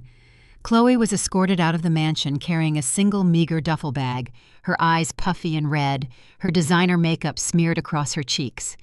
As she stumbled down the concrete driveway, the waiting cluster of financial journalists surged forward. The camera flashes erupted, bathing her in a harsh, unforgiving strobe light. Microphones were shoved aggressively toward her face. Chloe seized the opportunity to play the victim, hoping to manipulate the media narrative. She stopped wiping her eyes, portraying a dramatic picture of an abused sibling. "My sister Victoria is a monster," she cried out, ensuring her voice cracked perfectly for the microphones. "She orchestrated a hostile takeover to steal my home and destroy my family simply because of a petty childhood grudge. We are innocent victims of a ruthless corporate shark." The journalists scribbled furiously, eager for a salacious family drama. But I was monitoring the live feeds from my penthouse office, and I refused to let her control the narrative for a single second. I executed a coordinated media counterstrike designed to permanently annihilate her public credibility. I authorized my public relations team to release a highly curated digital press packet simultaneously to every major news outlet and financial blog in the city. The packet did not contain emotional statements or petty family grievances. It contained raw, undeniable data. While Chloe stood on the sidewalk playing the tragic victim, the journalists' phones began buzzing with breaking news alerts. They opened the emails, staring at the explosive documents I had just leaked. The side-by-side visual comparison was devastating. On the left side of the screen were high-resolution scans of Chloe's extravagant corporate credit card receipts. The staggering totals for Parisian haute couture, the chartered flights to Aspen, and the luxury diamond purchases were highlighted in bright red. On the right side of the screen was a sanitized version of the Sterling Heritage Employee Pension Ledger, clearly demonstrating the massive depletion of retirement funds, correlating exactly with the dates of her luxury spending sprees. The narrative shifted instantly. The journalists looked up from their phones, the sympathy vanishing from their faces, replaced by predatory journalistic outrage. "Miss Sterling," a reporter shouted, pushing past the police barricade. "Are you aware that the corporate funds you used to purchase your Hermes handbags were traced directly to the depleted retirement accounts of your father's employees? How do you justify spending $3 million on luxury travel while the maintenance staff loses their pensions?" Chloe froze, her jaw dropping open. The tragic victim routine collapsed instantly.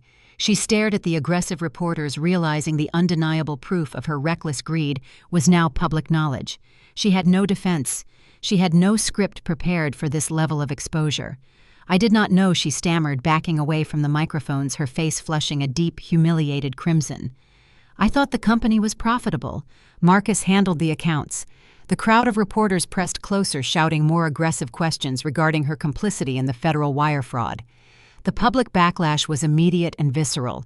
In the court of public opinion, she was no longer a wealthy socialite targeted by a jealous sister. She was a parasitic thief living a fake, glamorous lifestyle funded entirely by the stolen savings of working-class people.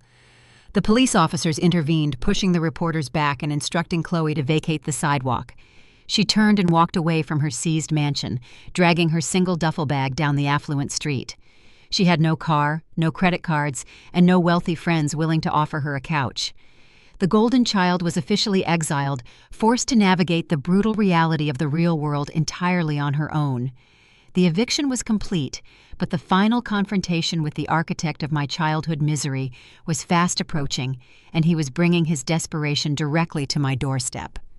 The city lights of Manhattan offered a glittering, deceptive calm, masking the brutal financial warfare that had consumed the day. I remained in my penthouse office long past midnight, reviewing the finalized acquisition structures. The digital purge was complete. Sterling Heritage was effectively dismantled, its toxic assets quarantined, and the profitable sectors legally absorbed into Apex Vanguard. The silence of the high-altitude suite was absolute until the secure intercom on my desk chimed softly. "Miss Sterling," the overnight concierge announced, his voice hesitant. "Your father is in the lobby. He bypasses the security desk and is demanding access to your private elevator. He appears deeply agitated. Shall I dispatch the building guards to remove him from the premises?" I paused, my fingers hovering over the keyboard. Richard Sterling had spent the last 12 hours watching his entire universe collapse. His board abandoned him, his accounts were frozen, and the media was actively dissecting his legacy. The fact that he managed to drag himself to my building in the middle of the night indicated a profound, terrifying desperation. He was a cornered predator, stripped of his fangs, relying entirely on the fading memory of his patriarchal authority. "Send him up," I instructed, my tone flat and uncompromising. "Have 2 security personnel flank the elevator doors when he arrives, but do not intervene unless he initiates physical contact." I stepped away from the desk, moving toward the center of the expansive office. I stood near a plush velvet sofa, the only soft element in a room designed for sharp corporate execution. The soft hum of the private elevator ascending 60 floors filled the heavy silence. The polished steel doors parted smoothly, revealing the man who had shaped the first 27 years of my life. The contrast between the aggressive titan who threw me out of his building 5 years ago and the hollow shell standing before me was staggering. Richard Sterling looked entirely broken. His bespoke navy suit, the armor he wore to dominate boardrooms, hung loosely on his frame, deeply wrinkled and stained. His silk tie was pulled askew, the knot hanging loosely around his unbuttoned collar. His face, usually flushed with arrogant vitality, was a sallow, sickly gray, deeply lined with exhaustion and stark terror. He looked significantly older, a man who had aged a decade in a single day. The 2 security guards stepped out of the elevator, standing solidly on either side of the doors. Richard ignored them entirely, fixing his red-rimmed eyes on me. He took a hesitant step into the office, leaning heavily against the glass wall, as if struggling to support his own weight. Victoria, Richard rasped, his booming voice reduced to a pathetic, gravelly whisper. "Please, you have to listen to me. I have nowhere else to go. The banks locked the doors to the townhouse. My private accounts are seized. Even the country club revoked my access code. I have absolutely nothing left." I remained perfectly still, my posture rigid, offering him no comfort. I watched him stumble forward, crossing the dark obsidian floor, until he stood merely a few feet away from the velvet sofa. He did not yell. He did not attempt to reclaim his dominance. Instead, the proud patriarch executed a maneuver I never thought I would witness in my lifetime. Richard Sterling collapsed onto his knees. The sharp thud of his kneecaps hitting the polished stone echoed loudly in the quiet office. He clasped his trembling hands together, tears spilling freely down his weathered cheeks. It was a grotesque performance, born not of genuine remorse, but of absolute survival instinct. He realized his bullying tactics were useless against the owner of Apex Vanguard, so he pivoted desperately to weaponize pity. "I am begging you, Victoria." Richard sobbed, his chest heaving with exaggerated sorrow. "I made terrible mistakes. I trusted Marcus blindly, and I let my ego blind me to the reality of the market. I was wrong to banish you. I see that now. You are brilliant. You built an incredible empire. Just please do not destroy me entirely." He leaned forward, resting his hands on the edge of the velvet sofa, staring up at me with a desperate, pleading gaze. "Give me a minor consulting role," he bargained, his voice pitching higher. "Let me keep a tiny fraction of the coastal equity, just a small monthly stipend so I do not have to sleep in a homeless shelter. You proved your point, Victoria. You won. I surrender. Just show a little mercy to your own father." I stared down at the weeping man, analyzing his performance with a cold, surgical detachment. For years I had craved a simple acknowledgement of my worth from this man. I had spent countless nights analyzing his ledgers, hoping my diligence would earn his respect. He rewarded my loyalty with a cardboard box and a cruel promise that I would fail without his name.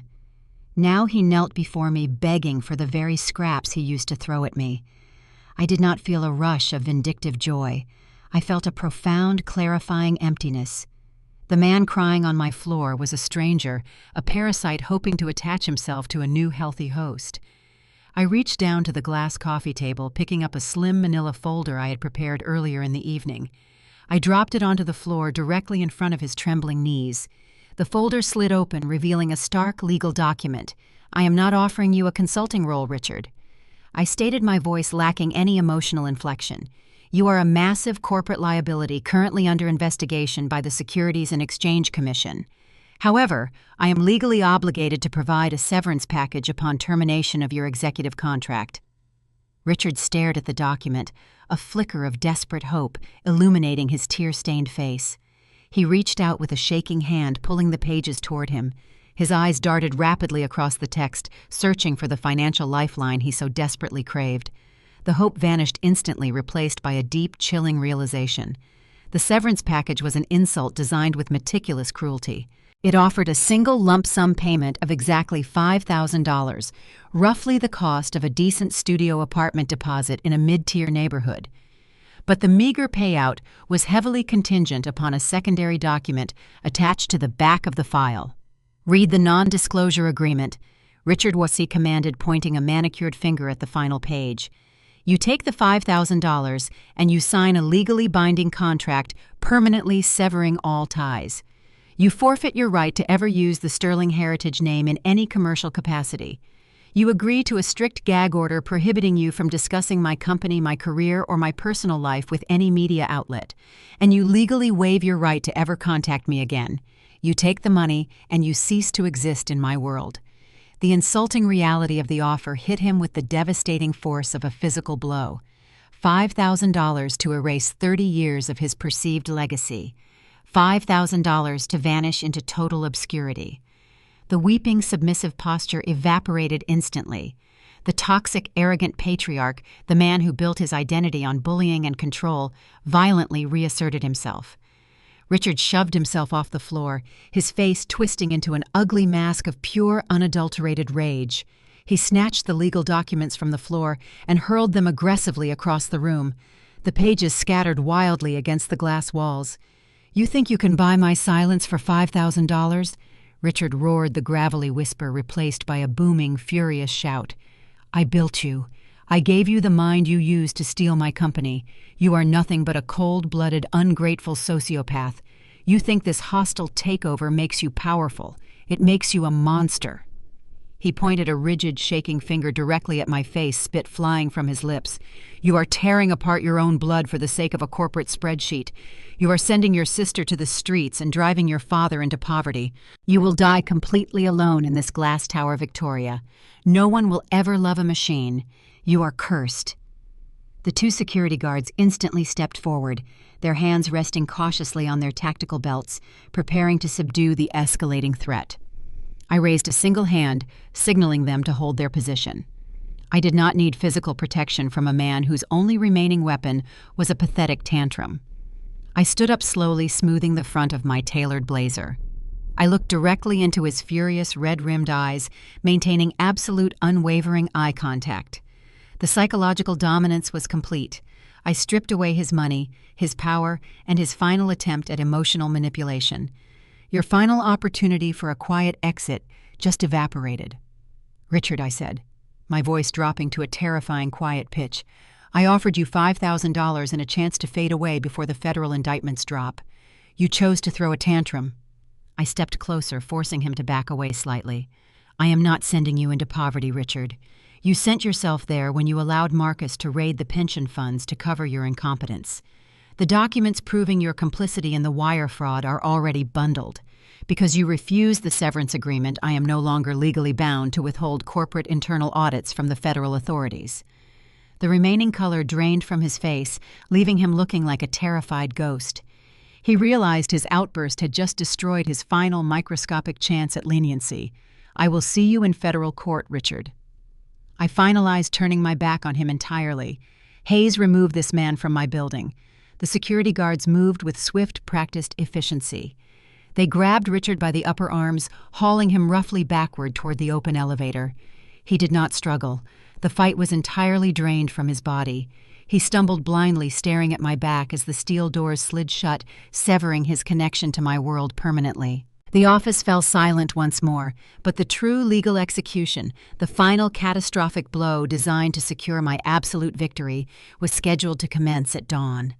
The pre-dawn light had barely crept over the Manhattan skyline when my finger hit the enter key, sending the unredacted digital dossier to the secure servers of the Department of Justice and the Securities and Exchange Commission. There were no encrypted backdoors left to hide behind. I submitted the raw data, including the forged mortgage documents, the offshore cryptocurrency routing numbers, and the exact logs proving the raid on the Employee Pension Reserve Fund. I did not have to wait long for the bureaucratic machinery to grind into motion. Financial crimes of this magnitude, targeting the retirement savings of blue-collar workers, trigger an immediate aggressive response from federal authorities. By 8 o'clock in the morning, the tactical execution began. I monitored the operation from my penthouse suite, watching the live news feeds populate my secondary screens. The media helicopters had already been tipped off, hovering like vultures over the primary Sterling Heritage corporate headquarters. A convoy of unmarked black tactical vehicles pulled up to the glass facade. Dozens of federal agents wearing dark windbreakers emblazoned with bold yellow FBI lettering swarmed the building. They bypassed the stunned receptionists, marching directly into the executive suites. They carried heavy plastic storage bins, seizing hard drives, physical filing cabinets, and personal laptops. The corporate facade was violently dismantled in broad daylight. Simultaneously, a secondary raid was executed at a modest mid-tier hotel on the outskirts of the city. Richard Sterling, having been evicted from his townhouse and barred from my building, had used his last remaining physical cash to secure a cheap room. He was sitting on the edge of a sagging mattress when the heavy tactical knock rattled the flimsy door. The live news broadcast captured the exact moment the former real estate titan was marched out of the hotel lobby. Richard was not wearing his custom-tailored suits. He wore wrinkled slacks and a simple undershirt, his hands securely locked behind his back in heavy steel cuffs. He kept his head bowed, refusing to look at the flashing cameras actively documenting his public destruction. The arrogant patriarch who had built his identity on intimidating others was shoved into the back of a federal transport vehicle, a ruined man facing multiple counts of securities fraud and grand larceny. While Richard was being processed at the federal holding facility, the drama unfolding in a separate interrogation room was rapidly escalating into a masterclass of familial betrayal. Marcus Pierce had been sitting in a sterile, windowless room at the airport since his failed attempt to flee to Dubai. He had spent hours desperately trying to broker a plea deal, throwing Richard under the bus with enthusiastic precision. He claimed he was merely a pawn, following the direct orders of a tyrannical CEO. He did not know that his wife had been apprehended earlier that morning while attempting to pawn her remaining diamond jewelry at a high-end boutique. Chloe was escorted to the same federal building, terrified and completely stripped of her socialite armor. She was placed in an interrogation room adjacent to her husband. When the federal agents informed Chloe that Marcus had attempted to flee the country with a one-way ticket to Dubai, leaving her behind to face the margin call, the last fragile shred of her marital loyalty evaporated instantly. The golden child realized her smooth-talking husband had viewed her as nothing more than a convenient human shield. Chloe panicked. Driven by pure survival instinct and a profound desire for revenge against the man who abandoned her, she demanded to speak to the lead investigator. She frantically offered to trade critical evidence for a full immunity agreement.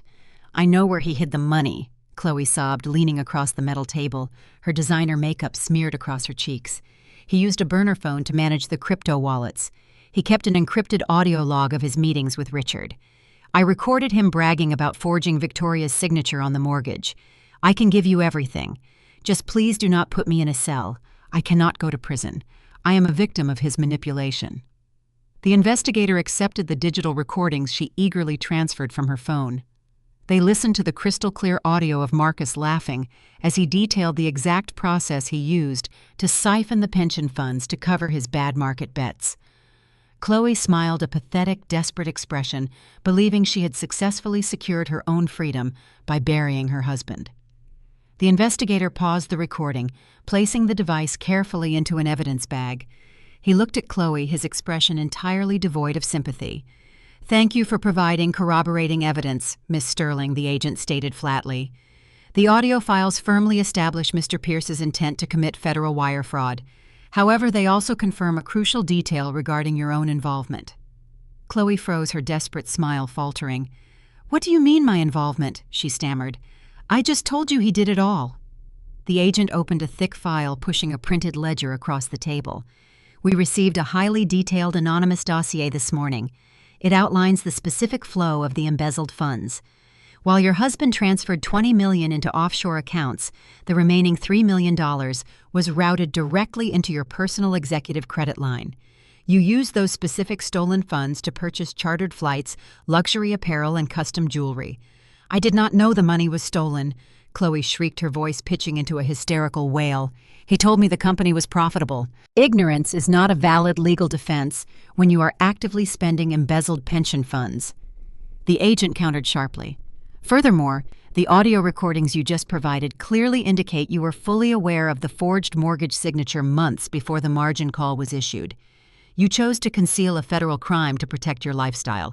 You are not a victim, Miss Sterling. You are an active accessory to wire fraud and grand larceny. The color drained entirely from Chloe's face. The realization hit her with devastating force. Her attempt to secure immunity had spectacularly backfired. By eagerly submitting the recordings to destroy Marcus, she had unknowingly provided the exact legal corroboration the federal prosecutors needed to lock her in a cell right next to him. The ensuing arraignment hearing was a chaotic display of pure toxic destruction. Richard, Marcus, and Chloe were brought into the federal courtroom wearing identical drab orange jumpsuits, their hands and ankles bound by heavy chains. They were forced to sit together at the defense table, but the physical proximity only amplified their mutual hatred. The facade of the unified wealthy family was completely shattered. They did not present a united front to the judge. Instead, they spent the entire hearing viciously attacking one another. Richard shouted that Marcus was a con artist who ruined his legacy. Marcus yelled back that Richard was a tyrannical micromanager who forced him to commit fraud. Chloe sobbed hysterically, cursing both of them for destroying her life and demanding a separate trial. They were tearing each other apart desperately, trying to shift the blame, acting like cornered rats in a sinking ship. The judge slammed his gavel, silencing the chaotic bickering. He stared down at the fractured family, his expression conveying absolute disgust. Given the overwhelming volume of forensic evidence, the extreme flight risk demonstrated by Mr. Pierce, and the severe nature of the crimes committed against the employee pension fund, bail is uniformly denied. The judge announced, his voice echoing with uncompromising finality. You are all remanded to federal custody pending trial. The heavy thud of the gavel was the final punctuation mark on their existence. The court officers stepped forward, hauling the screaming, sobbing family members away from the defense table. They were separated and marched toward the holding cells, their arrogant empire reduced to a pile of legal filings and shattered egos. The execution I had meticulously planned the day I was thrown out of their building was finally flawlessly complete. The parasites were permanently excised, and the true reconstruction of my legacy was ready to commence. 6 months had passed since the federal tactical teams swarmed the glass facade of the corporate headquarters. The lobby of the primary commercial tower no longer bore the sterling crest. The gold lettering had been pried off the marble walls during the first week of the transition, leaving no trace of the former dynasty. In its place, a sleek slate gray insignia projected the new era of Apex Vanguard. Gathered on the ground floor atrium were over 500 employees. They stood in nervous clusters, holding their breath. For half a year, they had navigated a storm of federal audits, media scrutiny, and the terrifying uncertainty of their financial futures.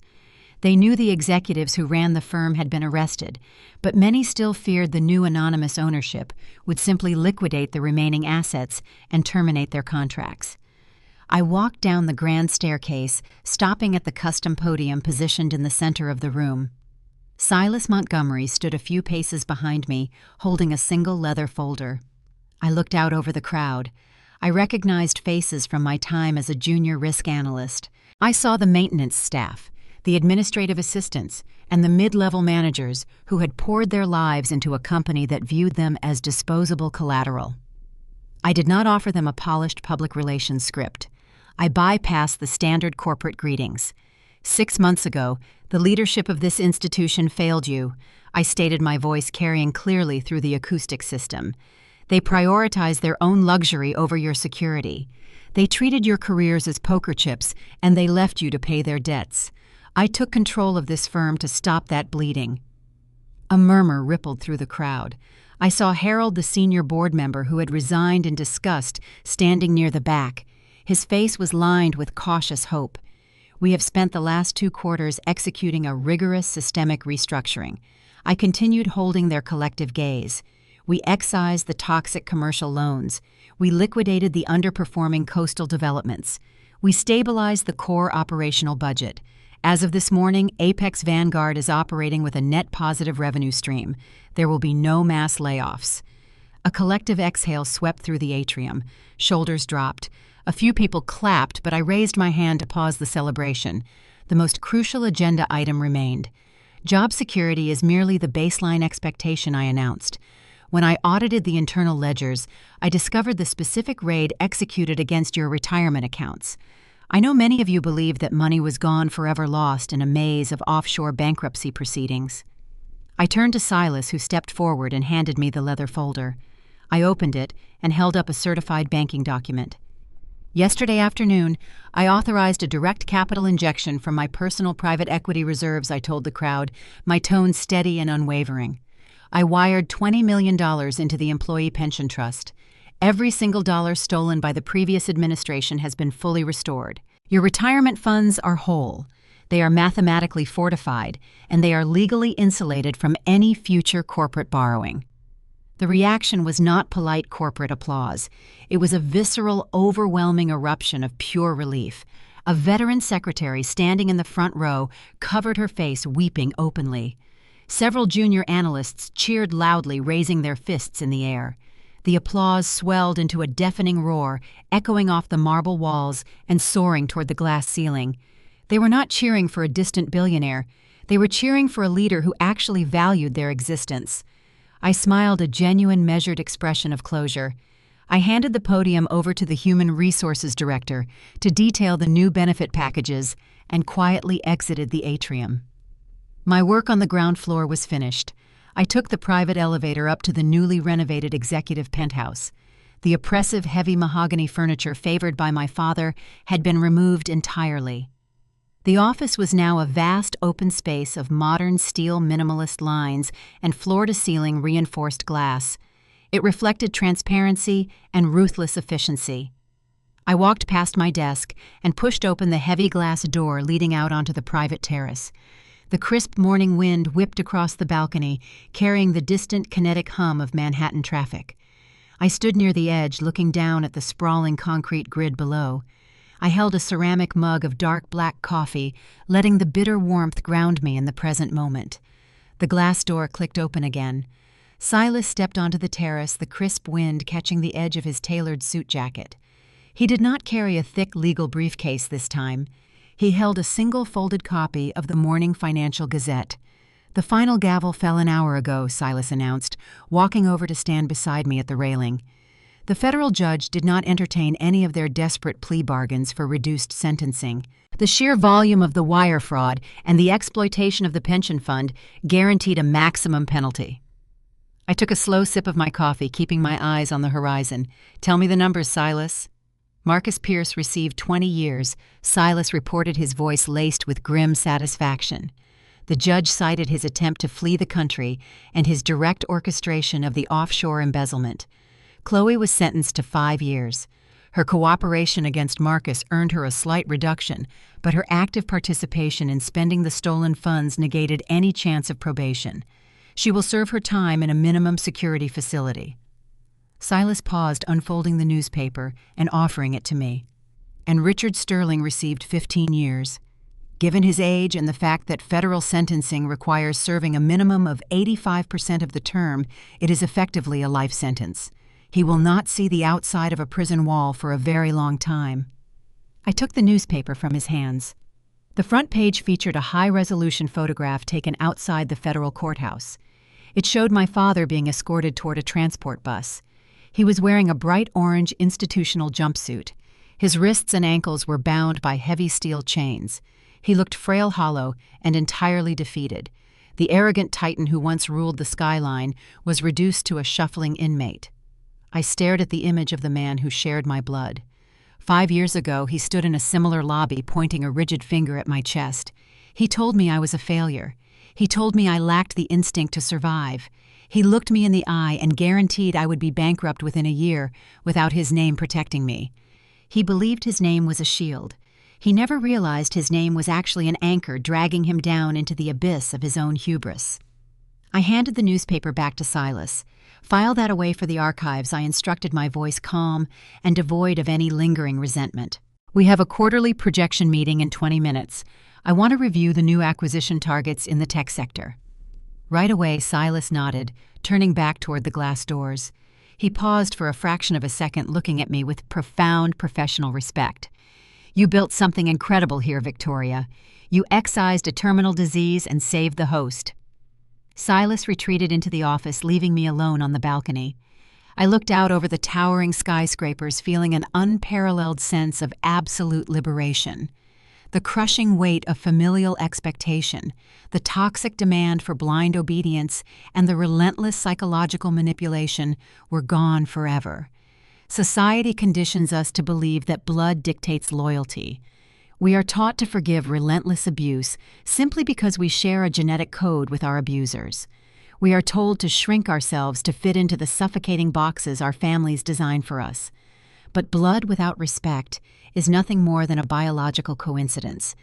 My father thought a shared last name gave him the right to exploit my intellect and discard my humanity. He thought he could steal from his employees, ruin his own legacy, and expect the world to bow to his demands. He was wrong. Sometimes the only way to heal a deep, festering wound is to take a scalpel and cut away the necrotic flesh entirely. You do not negotiate with a parasite, you remove it. I had amputated the rot from my life, and in doing so, I reclaimed my entire future. I took one final sip of my coffee, the bitter taste fading into a clean, sharp finish. The air up here was thin cold and incredibly pure. The empire belonged to me now. I turned my back on the skyline and walked back inside, ready to conquer the rest of the world.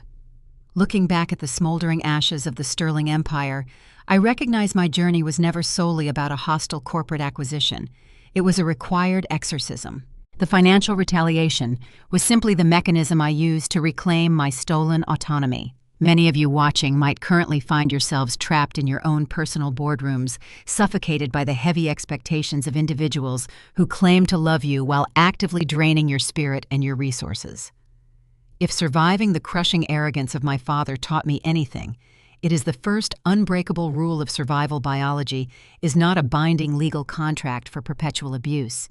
Society relentlessly conditions us to honor our relatives, but respect is a mutual currency. When the people meant to protect you view your existence as a disposable asset, you owe them nothing in return. Loyalty without reciprocity is simply subjugation. Do not let the mere accident of shared DNA chain you to a sinking ship. You hold the executive right to sever the tie, to walk away without guilt, and to construct a new reality where your presence is truly valued. Second, learn to embrace the shadows when arrogant people push you into them. My family's most fatal miscalculation was assuming my quiet diligence equated to weakness. When toxic individuals underestimate your capabilities, they hand you the ultimate tactical advantage. They grow lazy, leaving their deepest vulnerabilities exposed. Do not waste a single ounce of your energy screaming your worth to people who are determined to misunderstand you. Use that quiet time to meticulously study the architecture of their control.